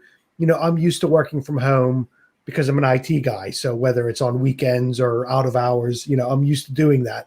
But you have to put those kind of those fence posts in there saying, well, it's 12. I might as well go get lunch. Don't sit and eat lunch there, because you're just going to be working doing it, or taking half an hour to go walk out. Like John said, go walk out just to get out. The whole self-care thing is, working from home is great for me because I used to have a horrendous commute. So now I'm saving all those hours. But I also don't want to be working from 7 a.m. to 7 p.m. because I'm home now. you know, I have a separate room where, you know, we have all of our stuff set up. It's kind of like the office. At 5 o'clock, that door's shut, because if it's not, you're going to go in. Well, let me go check that. Let me go make sure, you know, check my email one more time. It's those little things that distract you, whether it is doing the dishes or, you know, cooking dinner. So I've been doing a lot more of cooking all the time, because that takes you away from checking your email or doing things like that. So those little things are important, because it distracts you from getting sucked into, you know, if you are working. You know, I'm sure Sean's wife is a teacher. When she's done working, I'm sure she doesn't want to go back and look at it until the next morning, you know. Yeah. So she has that built in that, yeah, I'm not going to focus on that until I have to. You know, John going into work, it was, if we go to lunch, then we can do some gaming. Now that you're not doing that, you're like, oh shit, I guess I'm sitting at my desk checking another extra half an hour of emails that I wouldn't do, because I'm not doing lunch in the break room now. You need to, even if it's something little like that, just going out and just walking around, even if you're not going to a shop, just going out and just getting out and mooching about for 15 minutes, because it will break it up. And if you have to put the entries into your calendar or on your phone just to remind you, because that's what I've started to do is, okay, I've got to do drop off for school. Half of the week I have to do pickup. At lunch, I've blocked out 45 minutes. And at 4:30, I do have something in my diary. It says, I'm done. Because if not, you're going to get sucked into that. So, and people will take advantage of it. Not advantage as, you know, trying to get one over on you, but it's like, oh, or if you're still there, can you check on this? Well, no, it's 5:30. I'm not going to check on that, because I wouldn't if I was in the office, kind of thing. Yeah. It's important to set up those boundaries for being at home, because it's a whole new game for people now. Like you say, your laptop is at the table in the kitchen, so like you're at work 24/7. So it's important to, you know, kind of delineate that time out, or set a separate space, and you know, in a extra bedroom, or a side office or whatever, and be like, nope, I'm keeping my regular hours. I start at 7 and I'm done at 3, and you know, I'm going to take a half hour for lunch or whatever, and you know, get up and walk away, and you know, just leave that be. Like, that's such an important thing. And I think, you know, a lot of people sort of got hung up on that in the beginning. You know, people, oh, this is terrible, and you know, blah blah blah. But until you sort of like figure that stuff out, and sort of, you know, set those expectations, that's tough. I just use it. Just my laptop goes down. It's like, oh, time to be done. Okay. Knock the microphone over and you know, shut the laptop down. Then I just walk away. Like, okay, I'm done. And it's sort of like that physical sense of leaving work, even though my work is, you know, in the same place I'm having dinner in just a little bit. Yeah. So instead of playing games at lunch, now I read instead. So I've started reading again, or reading more. So that's actually been a boon for me, because I enjoy that, and it's hard to fit all the things in, because I don't often have time to read at home unless I really get caught up in something, and like, oh shit, I got 5 minutes, I could probably knock out a chapter, you know, and then I'll read a little bit more. But yeah, I mean, I've read so many books this year already. It's been, you know, it's a fair trade-off, I guess, you know, for me. Now, have any of you guys like curated your social media differently? You know, not only with the COVID stuff, but we've had, you know, crazy election time stuff. Are you pulling back from that? Are you curating that? Are you just, you know, just shutting it off, deleting things? I see a lot of people are leaving Twitter at this point, because it's just information overload. And even without COVID and the election stuff, like, it's still such a big drain, because time is really the only thing that we have that's really worth anything. You know, and how you choose to focus your attention and how you want to spend your time is, you know, really the only thing you've got to work with. So have you guys had any of that stuff going on? I curated my Twitter account pretty well, where it's almost all just board gaming stuff. So it's fairly positive. So I enjoy spending time on Twitter because it's all just like we're talking about games and what games are you playing, and oh, that's cool. Occasionally something will pop up, but like whatever, I just kind of move past it. If I want some news thing, then I'll go to that. Facebook tends to be more of the talking about realities of stuff that are kind of going on. So I kind of have this like, which one do I want to spend time on? Do I want to like talk about all the crap that's we're all dealing with, and maybe I try and throw out some bit of comedy every now and then just to give people a break. When they're doom scrolling on their timeline, it's like, oh, here's a picture of some stupid thing that Sean just posted that's really funny, and we'll talk about that. Or whenever I get on Twitter in the mornings, I try and find someone that I can like do drive-by dad jokes on, and make really stupid jokes just to lighten everyone's mood a little bit, whenever I feel like I can. Well, your Twitter, your board game feed is a hell of a lot different than mine is. Then, I mean, it's a very, politically active, but at least socially consciousness in that board game arena. I mean, I think that's pretty much at the forefront. Like here's my new game, and this is on Kickstarter, and let's plug whatever things you're going on. And like, hey, don't be a dick, or like, hey, make sure you're including all kinds of people. Like it's a very active part of the scene for sure. What about you, Kurt? Well, for me, it's I feel like I've become a little more awake to what's going on Twitter and kind of sharing some things that I know that I'm concerned about and stuff like that. But I don't think I'll ever get off of Twitter just because I know there's a lot of vitriol there, but I tend to kind of steer away from it. If somebody's going to try to throw shade at me, I'm just like, I don't really give a shit about you. Bye-bye. That kind of thing.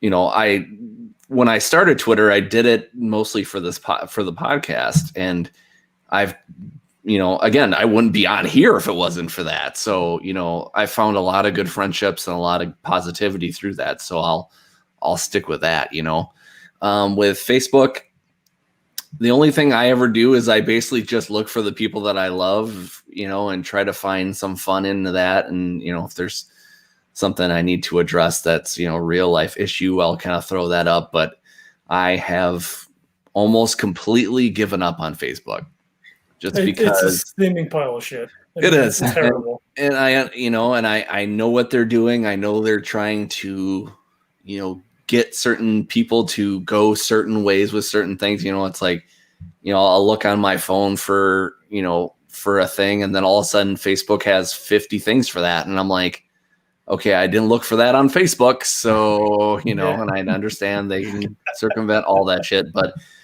there was times where even it would be something I'd look up that was, prevalent to COVID or racism or something like that. And I'd look at an article, and then all of a sudden it's on Facebook. And, of course, the people that are commenting on Facebook are just a bunch of shitheads. So you don't want to look at that because, again, people are the worst. So, unfortunately, that might be a thing where I just get rid of it altogether. I think the only reason I go on it now is to just update our Facebook page, which is dismal. Which it really is. I feel like most of what I get from the people that I know and the companies and, people like, awesome people like you guys, like I talk to you guys on Twitter. I don't need Facebook for that. I feel like it's basically a chore for me now, but fortunately for me, I've got a awesome media manager and my wife that takes all the pictures and does all the posts now, and I love her for it. So, and I think the only reason I have a Facebook account is because John made me do it so we could schedule all the games. Exactly. I think I'm the only IT guy that doesn't use Facebook, and I really stopped using Twitter probably a year or so ago. But I just reading the news or seeing what's going on, I think the cheat I have is I've been going through and trying to read all the old kind of either modules or scenarios that I've never read before, So I'm trying to read through all the 5e stuff. I've got the new the Frost Maiden one, and just all kinds of old ones. So instead of pulling up a tab, if you're working and I'll check social media, I've just got a PDF up in the corner, and I'll just go through a couple pages just to read through, because I know there's all the old ones. So I think the one I'm reading now is Die Vecna Die. So it's like super old, but it's just something to distract me, because I like John, I read a lot of books, but you can't really, get into reading a novel or something when you're supposed to be working. You're taking a 15-minute break. So I've just got a PDF up in the corner of, some old, modules, whether it's Call of Cthulhu Dark Ages got released, reading through all that kind of stuff just for, 20 minutes instead of going and checking Twitter or going to read the news. So I've blitzed through a whole bunch of modules that I haven't read in a while, or the newer ones out. So I've just been doing that to try to cheat and not look at the news too much, throughout the day. Yeah. See, for me, it's been different because, once we got back and all this stuff started blowing up, like I hadn't been a news watcher for a long time. And with everything going on, like I actually got back into that and started watching my local news a little bit more. Like Kurt, I have Twitter for the podcast, and we have Instagram and Tumblr, and all the different things. So it's a fine balancing act to try to figure out how much, where do you want to spend your time, because again, the time is the commodity that you own completely. I mean, obviously you got to go to work or whatever, but how you direct your attention and spend your time is tough, right? Because Twitter and the social media stuff is important to have your brand out there to, release your episodes and coordinate your games and, and meet people. I met everybody that's sitting here because of Twitter, so like it's a thing that's valuable in that regard, because at the end of the day, it's about the people. And Twitter's easy enough to curate. People are screaming about, Cheeto guy this, and, we're going to recount and whatever's block, mute, whatever it is. Like it's easy to control that.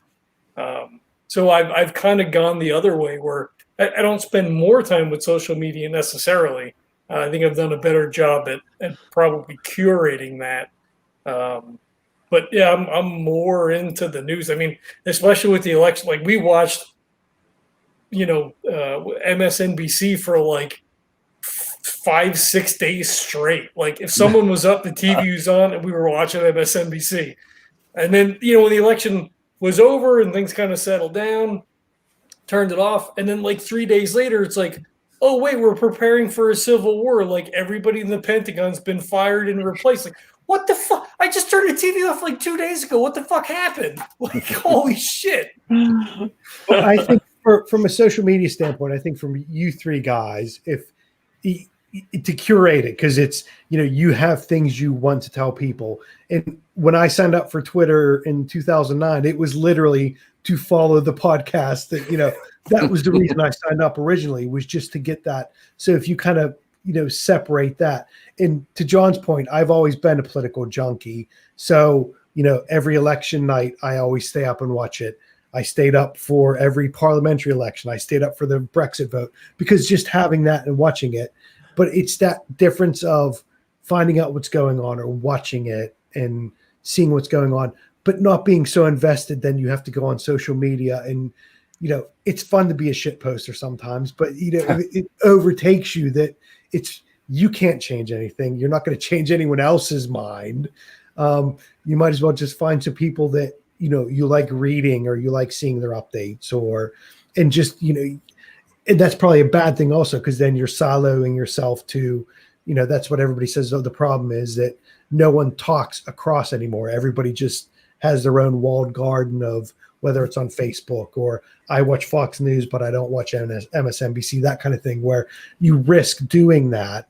But from a social media standpoint, I think you guys are right. It's like, hey, I've just dropped the new podcast, or I've released this new game, or, hey, having that is much better for your mental health than, getting involved in all the stuff going on. And like John said, maybe just watching it, just having it on, seeing what's going on. And to me, it was always, it's like background noise. Okay, so I know all kinds of crazy stuff's going on, or the election or the recount, or, all that kind of stuff. I remember in 2000 with, hanging chads and all that. I don't think I slept for 3 days because we just stayed up and watched it the whole time. But also realizing I'm not going to be able to affect that really.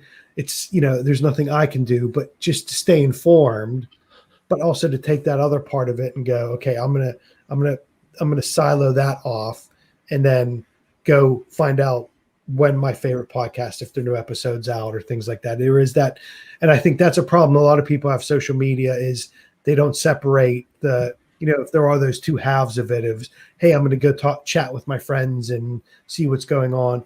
Or also I'm just going to go call people names and, send out dunk memes and stuff like that. There has to be separation, because if once they meld together, then that's your whole life of just being on edge and being grumpy and being aggravated. And it's really not worth it, because you're not going to be able to change anything anyway. So. Yeah. Well, and to speak to your point a little bit, and not to totally go on a politics road as we sort of kind of come around towards the end of this, but, without, you're talking about, well, I watch Fox and I don't watch this, or I watch CNN, but I won't watch, whatever.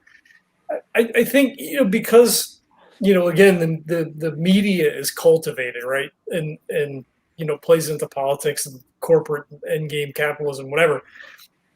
They show you the extremes. And that's what gets people all rankled up. You see assholes with fucking ARs standing at the Capitol in Minnesota, or whatever the fuck it was. They're clearly stupid. I have an AR as well. I'm not going to go fucking stand out in front of. It's stupid. They're way over here, and then you're like, wow, these guys are burning and blah blah blah, whatever. Okay, and maybe that's what it is. They're way over here. Let's burn everything down. Let's fucking guillotines and whatever. Okay, great. That's the only thing they're going to show you, and then you've got 80% people in the middle who may disagree on politics. And we're not talking about, are trans people or, gay people get married or whatever. That's not politics. That's stupid. You could get 80% of people to disagree on, like, well, I don't know, maybe we should raise the taxes, or maybe we should lower the taxes, or whatever. Like, we elect this guy to town council, and agree to disagree and have a rational conversation and not want to murder each other. But they show these two extremes because it gets everybody worked up. And then it's like, hey, we just funded, whatever the defense bill was that went through with like 2 nay votes back over the summer. It's some ridiculous amount of money, because they don't want you looking at that, because, we all got to enjoy the fact that Biden won because the Cheeto was insane, whatever. Like, we have a normal person in the White House, but it's not going to change a lot of things. It's going to be better, but it's politics. The candidates that really shook everything up, AOC and Sanders, they went, no. Get who's the guy in the middle? Oh, yeah, get him. So it's the same. It's not going to change. It'll be better, but it's not intrinsically going to change our political landscape all that much. And it's what it is, And John, before, when I lived in Pittsburgh, I was the crazy right wing guy.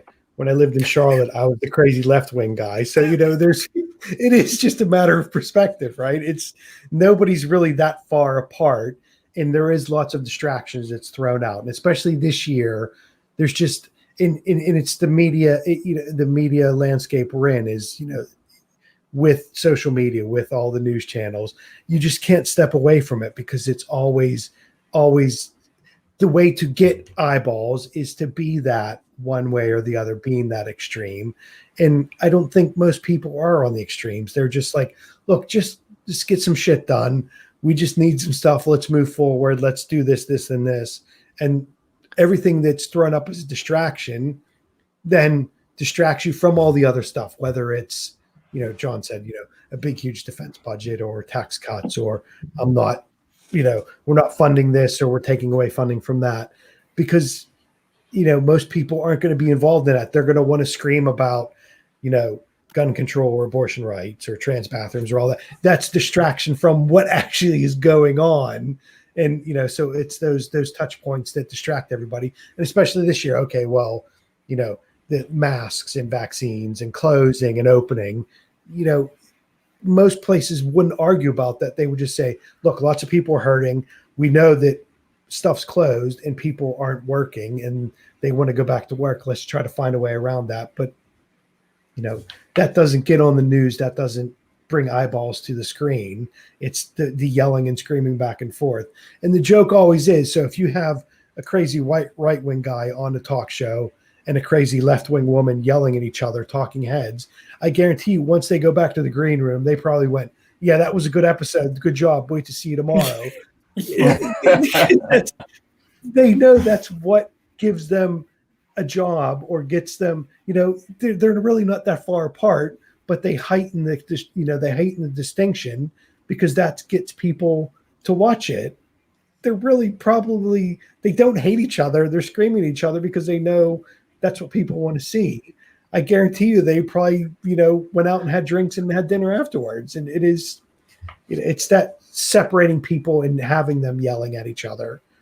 For the wrestlers of the political world. The face and the heel. Exactly. Yeah. Okay. We all know it's funner to be the heel because it's funner to be the bad guy, but right. It is, it's the face and heel. And then 4 years down the line, the heel will then be the face kind of thing. Sean, you nailed it. About that. Yeah. I was going to say our news cycle has become the Morton Downey Jr. show, but there's probably like 3 people that would even understand the reference. Oh my god! So you got it. You saved wow. it. Oh my god! Yeah. Morton Downey Jr. Who? Yeah. Is that Robert Downey Jr.'s dad? I don't think so. Side note: I have a CD. Morton Downey Jr. sings. I have the record. That's how old I am. God. Oh god! Why? Why would anybody want so bad? Oh, I just lost respect for everybody. And just on a funnier note, Kevin, I understand why you dropped your Twitter because you were following Legends of Tabletop. So there's not enough content here. So to be fair, John probably actually saved me. So I still have it. I just haven't used it in a while. But I had a Twitter account, which was everything, and I let everything get to me. So it was that being that shit posty, whatever. Mm-hmm. And then I did create a separate one that was just like, yeah, I'm going to follow all my podcasts and all that kind of stuff separate from my grumpy asshole one, because it's no fun. It really, and this was like 2017 after everything going on, and it takes over your life. And my wife would say to me, well, you're really grumpy. I'm like, well, yeah. Did you see what this guy from The Guardian, this article you wrote? And she's like, why do you give a shit? Why? That guy on, MSNBC isn't really affecting you. Why are you sending him, pig poop balls memes? He doesn't care. Why are you so grumpy about it? And it was, I have to have a separate account just to follow all the podcasts, because it really, it gets your blood pressure going. And that's what Twitter does, is they have to keep you engaged. They have to keep you on there. So there has to be some kind of outrage and to be honest, that's why Trump isn't kicked off of Twitter, because he brings them money, right? He brings them eyeballs. But I guarantee you on January 21st, after he's not president, they'll probably block him because he's not worth making them any money anymore. I don't think they will, because he has the ability to run again and probably will. Oh, 2024. I mean, he's gone, or going to be gone, which is great, but he's not out of the picture, right? So I have a friend who's politically involved, like that's his thing. He's into all that kind of stuff. And he texted me, he's like, hey, congrats, your guy won. And I'm like, look, I would have voted for a rock if it ran against Trump. Like, it doesn't matter. You know what I mean? I would have voted for my cat if he was on the ballot. Like, it's whatever. And I was like, like, he's going to get locked up, this and that. And he's like, nah, he's not. He's not. He's probably going to, like, he's going to be the kingmaker for the GOP now for the foreseeable future, because he brought all the votes. Biden got the most votes out of any presidential nominee ever. Trump got the second most. Like you can't lose that in the headline. Like, and it was the down ballot stuff. So the presidential one was people went in and voted for Biden, but still voted for Republicans for all the other stuff. The same way in 2016, it was people didn't vote for Hillary in Wisconsin, in Michigan, and Pennsylvania, but they did vote for Democrats down ballot. You know, it's that. So there is, you know, it still is a, you know, 51-49 or 50.5 versus 49.5 country that people still, you know, there is that divide that, of course, Biden got the most votes ever because there's more people now, but you know, I can understand. Yeah, I can understand he's got the most votes of ever a challenger, but Trump still got a shitload of votes too. And they still picked up seats in the House. They're going to hold the Senate. And I think, what did they say? If they control enough state houses that they could do a constitutional convention because they've got 2/3, you know, so that whole thing from 2008, they're still divided. You know, they might have voted for Obama twice, but they didn't vote for Democratic senators or Democratic state house. You know, it's the splitting tickets. There is nobody really anymore votes, goes in and pulls the R or the D lever. It is really split. And a lot of it is kind of local stuff that divide, you know, that drives those kind of things. You know, all the energy is on, you know, the presidential election, but most people, all the voting they do is local stuff, whether that's, you know, city council or House or whatever. Those are the things that everybody voted for Biden, but they still voted the other way. Or, you know, I like Trump because he, you know, he makes people angry that I like to see get angry, but I'm still going to vote for Democrats for my senator, that kind of thing. So, yeah. I would like to think, at least I hope that, you know, a lot of people went in, you know, and they just sort of voted the ticket, right? So, like, you know, their grandparents are Republicans and their parents are Republicans and they grew up, you know, so they just went in, they see the yard and they pulled the lever, because I really don't think that there's that many 70 million people that are like, fuck everybody, you know, like I can't believe that in my heart of hearts. Like, I'm not a people person per se. Like, I'm, you know, an introvert. You know, when people that I'm close to, like, yeah, like but I'll tell you more stuff than you could ever possibly want to know about about things that happen or whatever. But I can't imagine there's that many people that are like, yeah, you know, we need to shoot everybody up and build walls and do all those things. I can't imagine. I feel like that's just got to be an ingrained sort of party thing. And like, maybe there's 10% of that 70 million people that are the guys who are, you know, not wearing masks, all fucking kitted out, standing on the state house steps. But I can't imagine that's the large majority of those people. And if it is, that's horrible. That's fucking horrible. I don't think it is. I think a lot of it is, and we saw it over here with all the Brexit vote, and then with Boris Johnson winning, that he got a whole shitload of Labour voters voting for him, and the whole Brexit thing wasn't necessarily. It was people saying, "Look, this is probably going to redound badly on us because trade deals or jobs or whatever," but they just didn't give a shit because no one was listening to him. And I think the same thing in the States was politicians aren't listening to him. So they may not be voting for Trump because of everything Trump believes, or they may not be voting for Biden for everything Biden believes, but it is that no one's listening to me anyway. So I don't give a shit.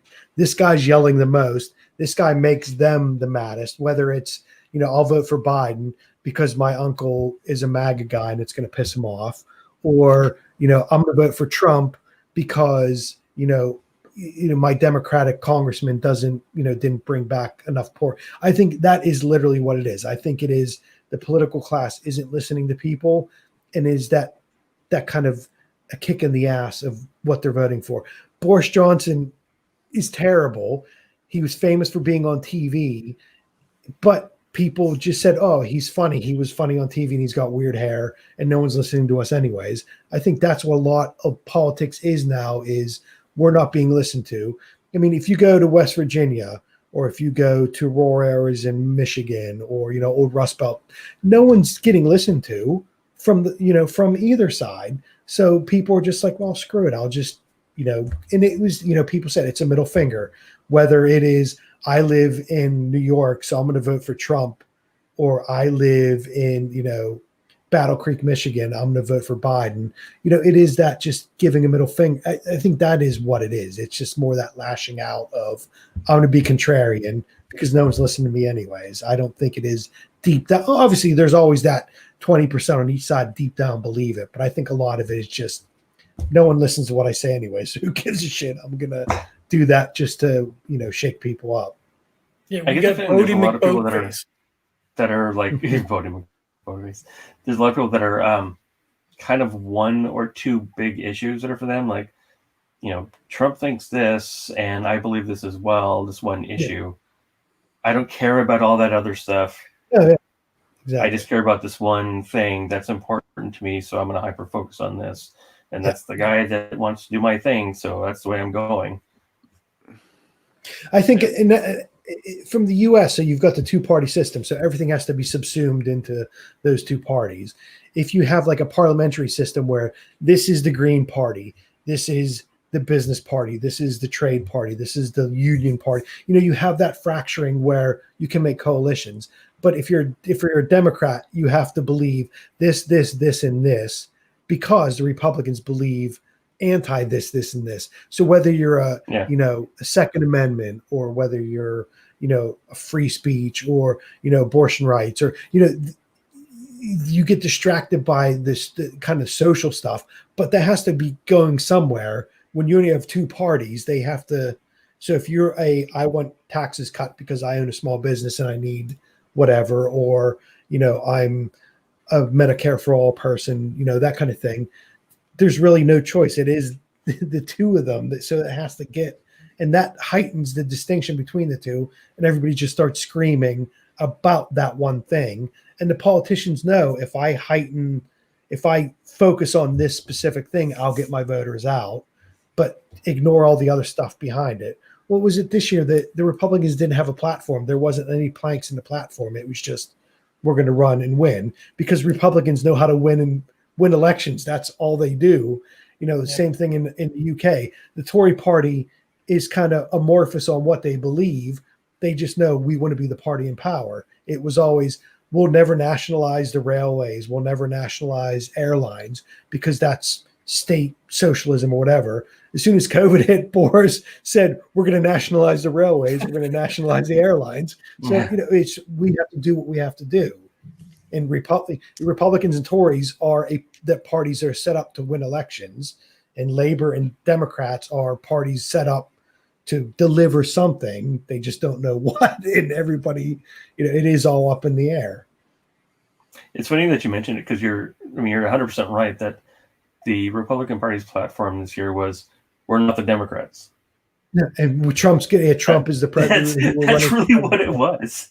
Yeah. And it worked. It worked. It almost worked. Yeah. Oh, yeah. Down ballot, it worked because they're going to hold the Senate, and they picked up seats. In any other time, with the economy the way it is, a mass pandemic, there's no way that whoever was running should have got 40%. If you're the incumbent, there's no way you win 40% with everything that's gone on this year. There's no way.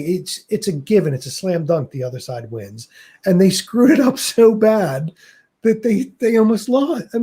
If it wasn't for Michigan and Pennsylvania switching, which wasn't a given, he would have won. And when I was looking at the map, the electoral college map, I'm like, yeah, he's going to win again, because I don't see. Arizona flipping, I didn't think that was going to happen. Georgia flipping, there was no way I thought that was going to happen. So, really. Kudos to, the people in Georgia. But to me, I was like, he's going to win again, because there's nothing that's changed. There's nothing fundamentally that the other side is saying other than we're not him. That's not how you win elections. You don't say we're not him. You have to deliver things. You have to say things. And that's how Trump won in 2016. He said, He may have said, I'm not her, but I'm going to do this, and this. Now, he may have not done it. He may have been lying, but that's what he said. And Hillary just kept saying, well, I'm not him, vote for me. And she had the baggage of being Hillary to begin with. You know, it's not surprising that's the way it's turned it out. You know, that it was so close. I'm a bit surprised it was that close, but I'm, you know, when I think about it, I'm like, yeah, I'm really not. They should have, whoever was in power now should have been just swept out of office with everything going on.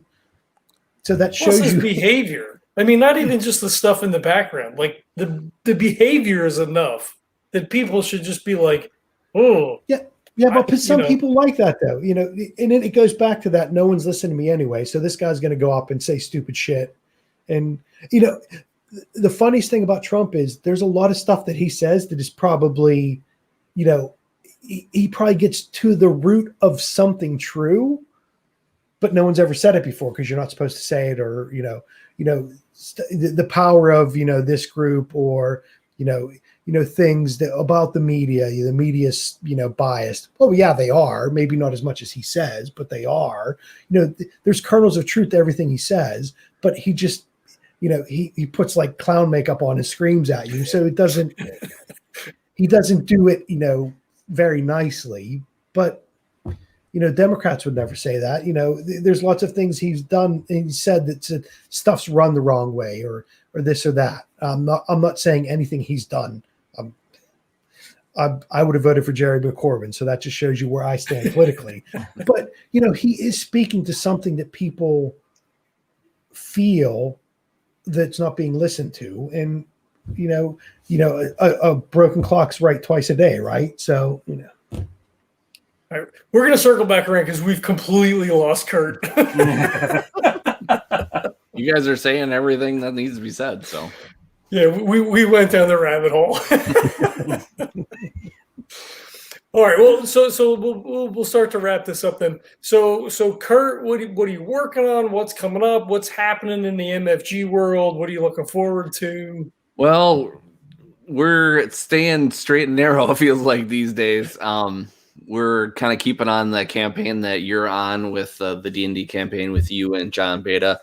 We're currently on the Hell is Going to Hell D&D campaign, which is awesome, going awesome. I've really enjoyed working on that and running it for you guys.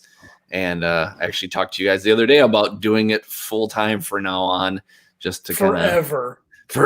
Yes. Just because, you know, growing up, like I didn't have a full-time D&D group. We did like, you know, a few things here and there, and it wasn't anything, you know. So it's nice to be able to do that. But I still want to sprinkle in more board game stuff. We actually have some board game companies that are graciously sending us some stuff our way, like Cosmos will be sending My City, Reiner Knizia's city building game. So we'll be reviewing that soon once we get it. Shipping has been kind of terrible on all fronts, so I don't blame Cosmos for that. It's just the way it is. I also have Peter Newland from oh my God, I forgot his company already. Terrible, my God. Terrible. Come on. Yeah, I know. Mind the Gap Studios. His dexterity game, Flapjack Flip Out. He's going to send a copy of that for us to review, which that'll be fun because we actually have that game. He's sending us a review copy, but we might actually just give that away.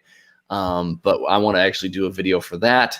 But yeah, we've got some stuff kind of in the works, and I've been wanting to work on more video stuff with the family because I have some awesome ideas, and one of them involves Logan wearing a mustache. So stick with that. Nice.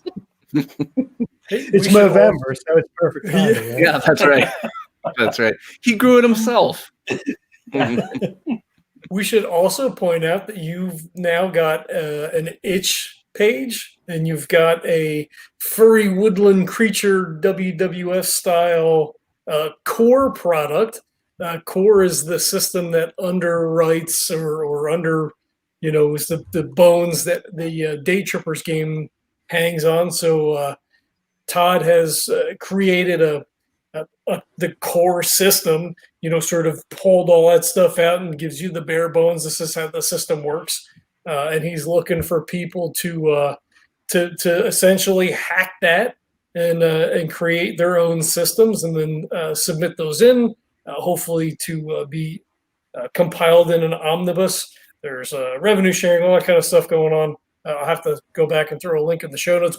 But Kurt took advantage of that. You want to tell us a little bit about the core game that you put together? Yeah, I put together a game called Welcome to the WWA, which is a woodland creatures style role-playing game where it's woodland creatures wrestling.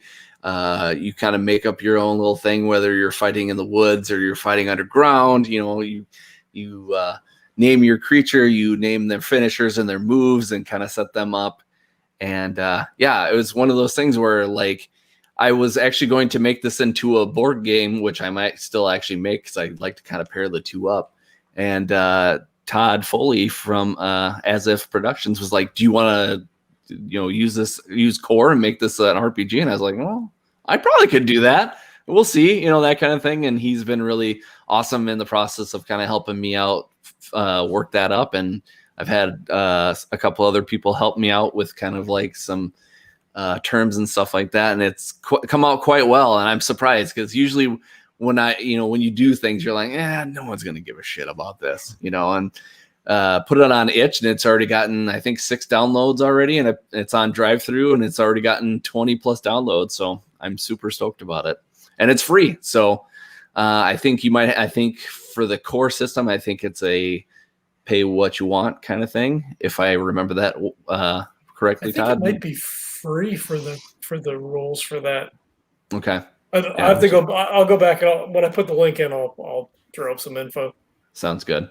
But yeah, my game is free. It's just something I didn't want to charge anybody for it, just because it's like just my dumbass just putting some words out there, and I'm actually really proud of it. I'm glad that people have played it. I haven't gotten any technical reviews yet, but I've gotten a 3 out of 5 stars on drive-through, so I'm pretty proud of myself for that. I like it. Pretty good, man. Cool. Thank awesome. you. Thank you whoever did that.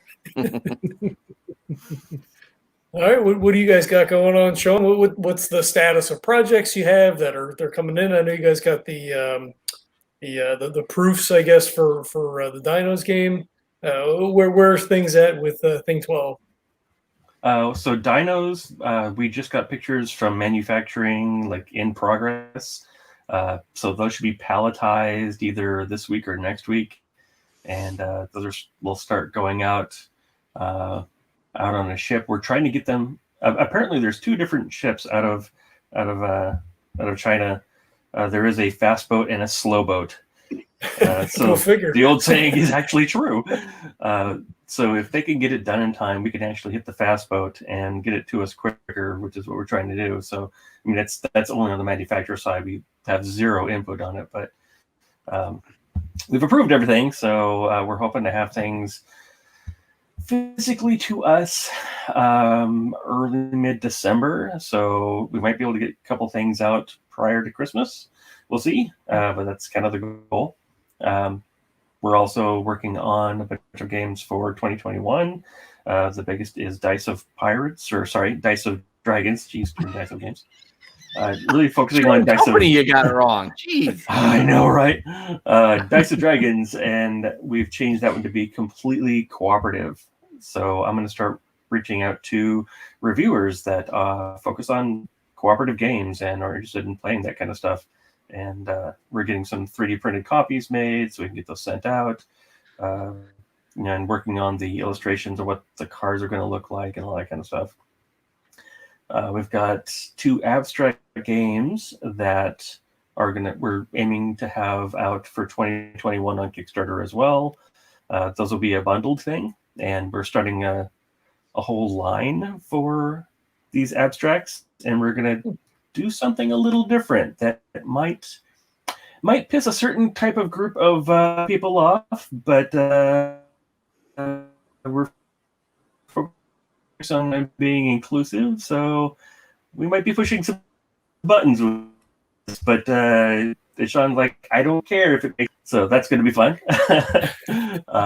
And we've got a couple other games that we've got in Tabletop Sim that we're working on as far as like, doing a little bit of play testing and whatnot. So lots of different irons in the fire that we have kind of like crested over that wave of nobody has any creative energy to do anything with. And we can actually start pushing things forward now. So that's cool. Okay. And Dinos is the only thing that's sort of outstanding Kickstarter-wise at this point? Yeah. Yeah, that's the one that we are going to be getting out to all the backers. And it looks awesome. Like, it's just gorgeous. People are Those really meeples going are to so love it. cute. Oh, they're adorable. And everything's like pre-punched. So, like, you just open the game and boom, you can get ready to play. It's really cool. Nice. Yeah. Very cool. I'm really excited about Dice of Dragons. Me and John play tested it for you, and I'm really excited about it. I really like the changes that you've made and stuff like that. I'm super stoked. We may be having meeples with that as well. Custom meeples. Oh my God, I'm sold. Yeah. Doesn't take much. I'm not a co-op guy by any stretch of the imagination. Yeah, because you're a meanie. It's true. but it is fun. Like it's a fun game. I mean, it's it's enjoyable. It has some interesting mechanics and stuff. It's a little bit different than the other dice of games in the system. It wouldn't be my go-to, but it is definitely one that I wound up picking up just because it's you guys. And it is a fun game, so yeah, for sure. No, way to backtrack, John. I actually think this is going to be the best of the series. Quotive me. I needed ideas for Christmas There's- present. You guys gave me all kinds of ideas, so I'm good to go. Because I've been struggling trying to think of Christmas presents this year. So, John, do the animals get fed? Did the animals get fed? Yes, they did. Sean, are you fed? This animal didn't get fed. You fed the animal. And what about you, Kevin? I mean, you're not a game designer, not a podcaster on your own, but do you have anything that you're working on? Any stories you're working on, game ideas, scenarios for Cthulhu, any kind of stuff like that? I have some stuff I've written from some of the games we played before for Cthulhu. So they're kind of different period stuff. So it was kind of around what we say late teens, early 20s. I think there was a big anniversary recently in the past week or so that KDKA radio in Pittsburgh, it was their 100th anniversary of the first radio broadcast. And I think it was the Warren G. Harding election. So that was like the first broadcast. So I actually did write I wrote, I guess it would be a one shot, a Call of Cthulhu one shot kind of around the first ever radio broadcast. So I've written a couple things from some of the stuff John and I and Neil have done in the past, kind of that era of late teens, early 20s. Call of Cthulhu. So there's a few things I had, and then there were some other earlier period pieces I'm trying to think about, but I wanted to get those around the 20s done. So that's what I've been kind of working on a bit, especially with that anniversary coming up. And other than that, just waiting for John to email me when our next gaming session is. So I think that's what I've been focusing on in working. Lots of work, like I said, making sure I break up my work day to do some of that fun stuff in between. Well, hell, now that I know you got a couple scenarios ready to go, we'll have to get you in here to run something. Whenever you're ready, you've got the characters from before, so that's that same time period. So if you like Western Pennsylvania, West Virginia kind of area, I think we've got that covered. So there you go. That's cool. Yeah, we had talked, I guess, a year or so ago, maybe about around a Reformation period for a Cthulhu scenario or something. I think we were talking about.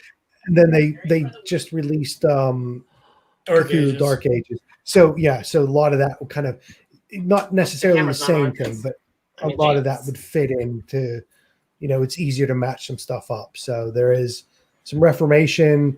I think I was looking at maybe like French Revolution kind of stuff. But I think I was focusing on Reformation and the early 20s, the typical pulp kind of era for Cthulhu. Cool. All right, and we're more or less on our regular schedule here. Neil is still way late at the moment, so our Fear game and Rogue Trader game are kind of on hold for now. We have stuff that's going to release through the end of the year.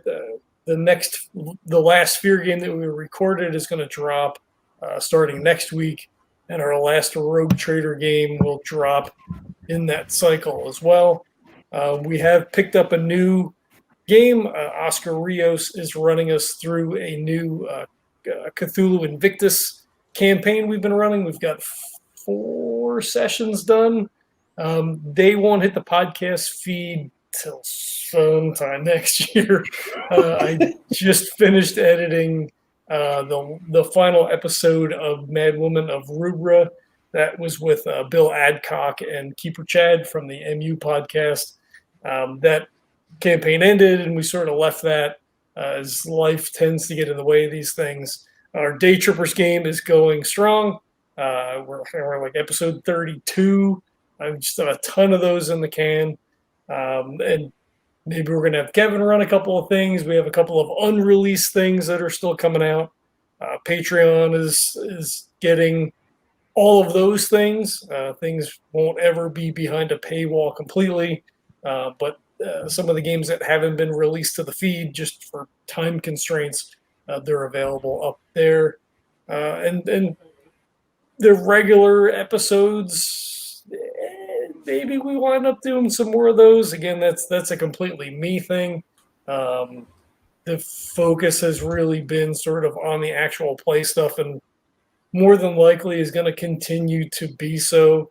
I'm on this podcast. I'm on Jesse's podcast. I'm kind of quarter host, maybe like on the MFG cast, and that ongoing campaign over there. So like my time is pretty maxed out as far as all that stuff goes. So what you see is what you get. I don't think you're doing enough, John. You slack. Yeah. I have a couple ideas for some core stuff, but that's not something that I can commit to. It might be something I sort of dick around with on the sidelines, and something sort of comes out of that. Something comes out of it. Jesse helped me put together a hack of lasers and feelings. That's essentially done. Waiting for Jesse to kind of do layout for that. He's got kids and podcasts and work responsibilities. So again, it's one of those things that's sort of hanging around in the background, and if it comes out, it comes out. If it doesn't come out, it doesn't come out. I don't like it's whatever. So we'll see about all that. But I think we could probably wrap it there. Yeah, I mean, it's like 2.5 hours. I want to thank you guys all for coming on. Sean's wife is eagerly awaiting him to finish this call. Yeah. Right. I would be too. It'd be like, who these hooligans? Who cares? Hang out with me. Why are you still doing that thing? Yeah, Jesus, your exactly. family is waiting for you. They're hungry. They're crying. Oh, they're not going to wait for me for dinner. Trust me. Yeah, I know. I don't know your family, but I figured this much. Dad's the last to eat, regardless. Yeah. So I thank you guys again for taking time out of your evenings to come over and hang out and thrash politics and COVID for a while. It's always a pleasure to hang out with you guys. So thanks again for coming on. Yeah, thanks for having me on, man. Thank you. Yep, no, absolutely. I told you about Patreon. Our coffee is still for sale. That is still a thing, even considering the stuff that's going on with Neil. So if you use the code LEGENDS10, you're going to get 10% off your order, and shipping is always free. There's a ridiculous slug in the show notes if you want to use that, or you can go to tinyurl.com/legendary-brew. The code works on all of the brews over at Birds of a Feather Coffee. So feel free to use that on anything. If you order the Legendary Brew, though, which is a fantastic medium roast, that a little bit of that money comes back to the show, and we appreciate that when you do that. Ratings, reviews on iTunes or whatever your podcatcher of choice is supremely helpful. It gets more eyes on the podcast, and we appreciate that as well. We're on Amazon now, apparently, because they control all the podcasts for everything. We're on Spotify and all the places that you find all the things. So just type us in Google, or I stopped using Google. I use DuckDuckGo now because they don't track all your searches. So like that's the thing. watch the social media, whatever the social dilemma, whatever the fucking thing is on Netflix. You're not going to learn anything new probably because I think everybody already gets it, but it's worth a watch. It'll give you a pause, maybe think about how you do some of your social media stuff, how you interact with the internet and things, but that's a whole different conversation. John, I thought we were wrapping this up. What happened? I'm digressing. It's whatever. Nah, you've never done that. All right. Well, thank everybody for checking it out.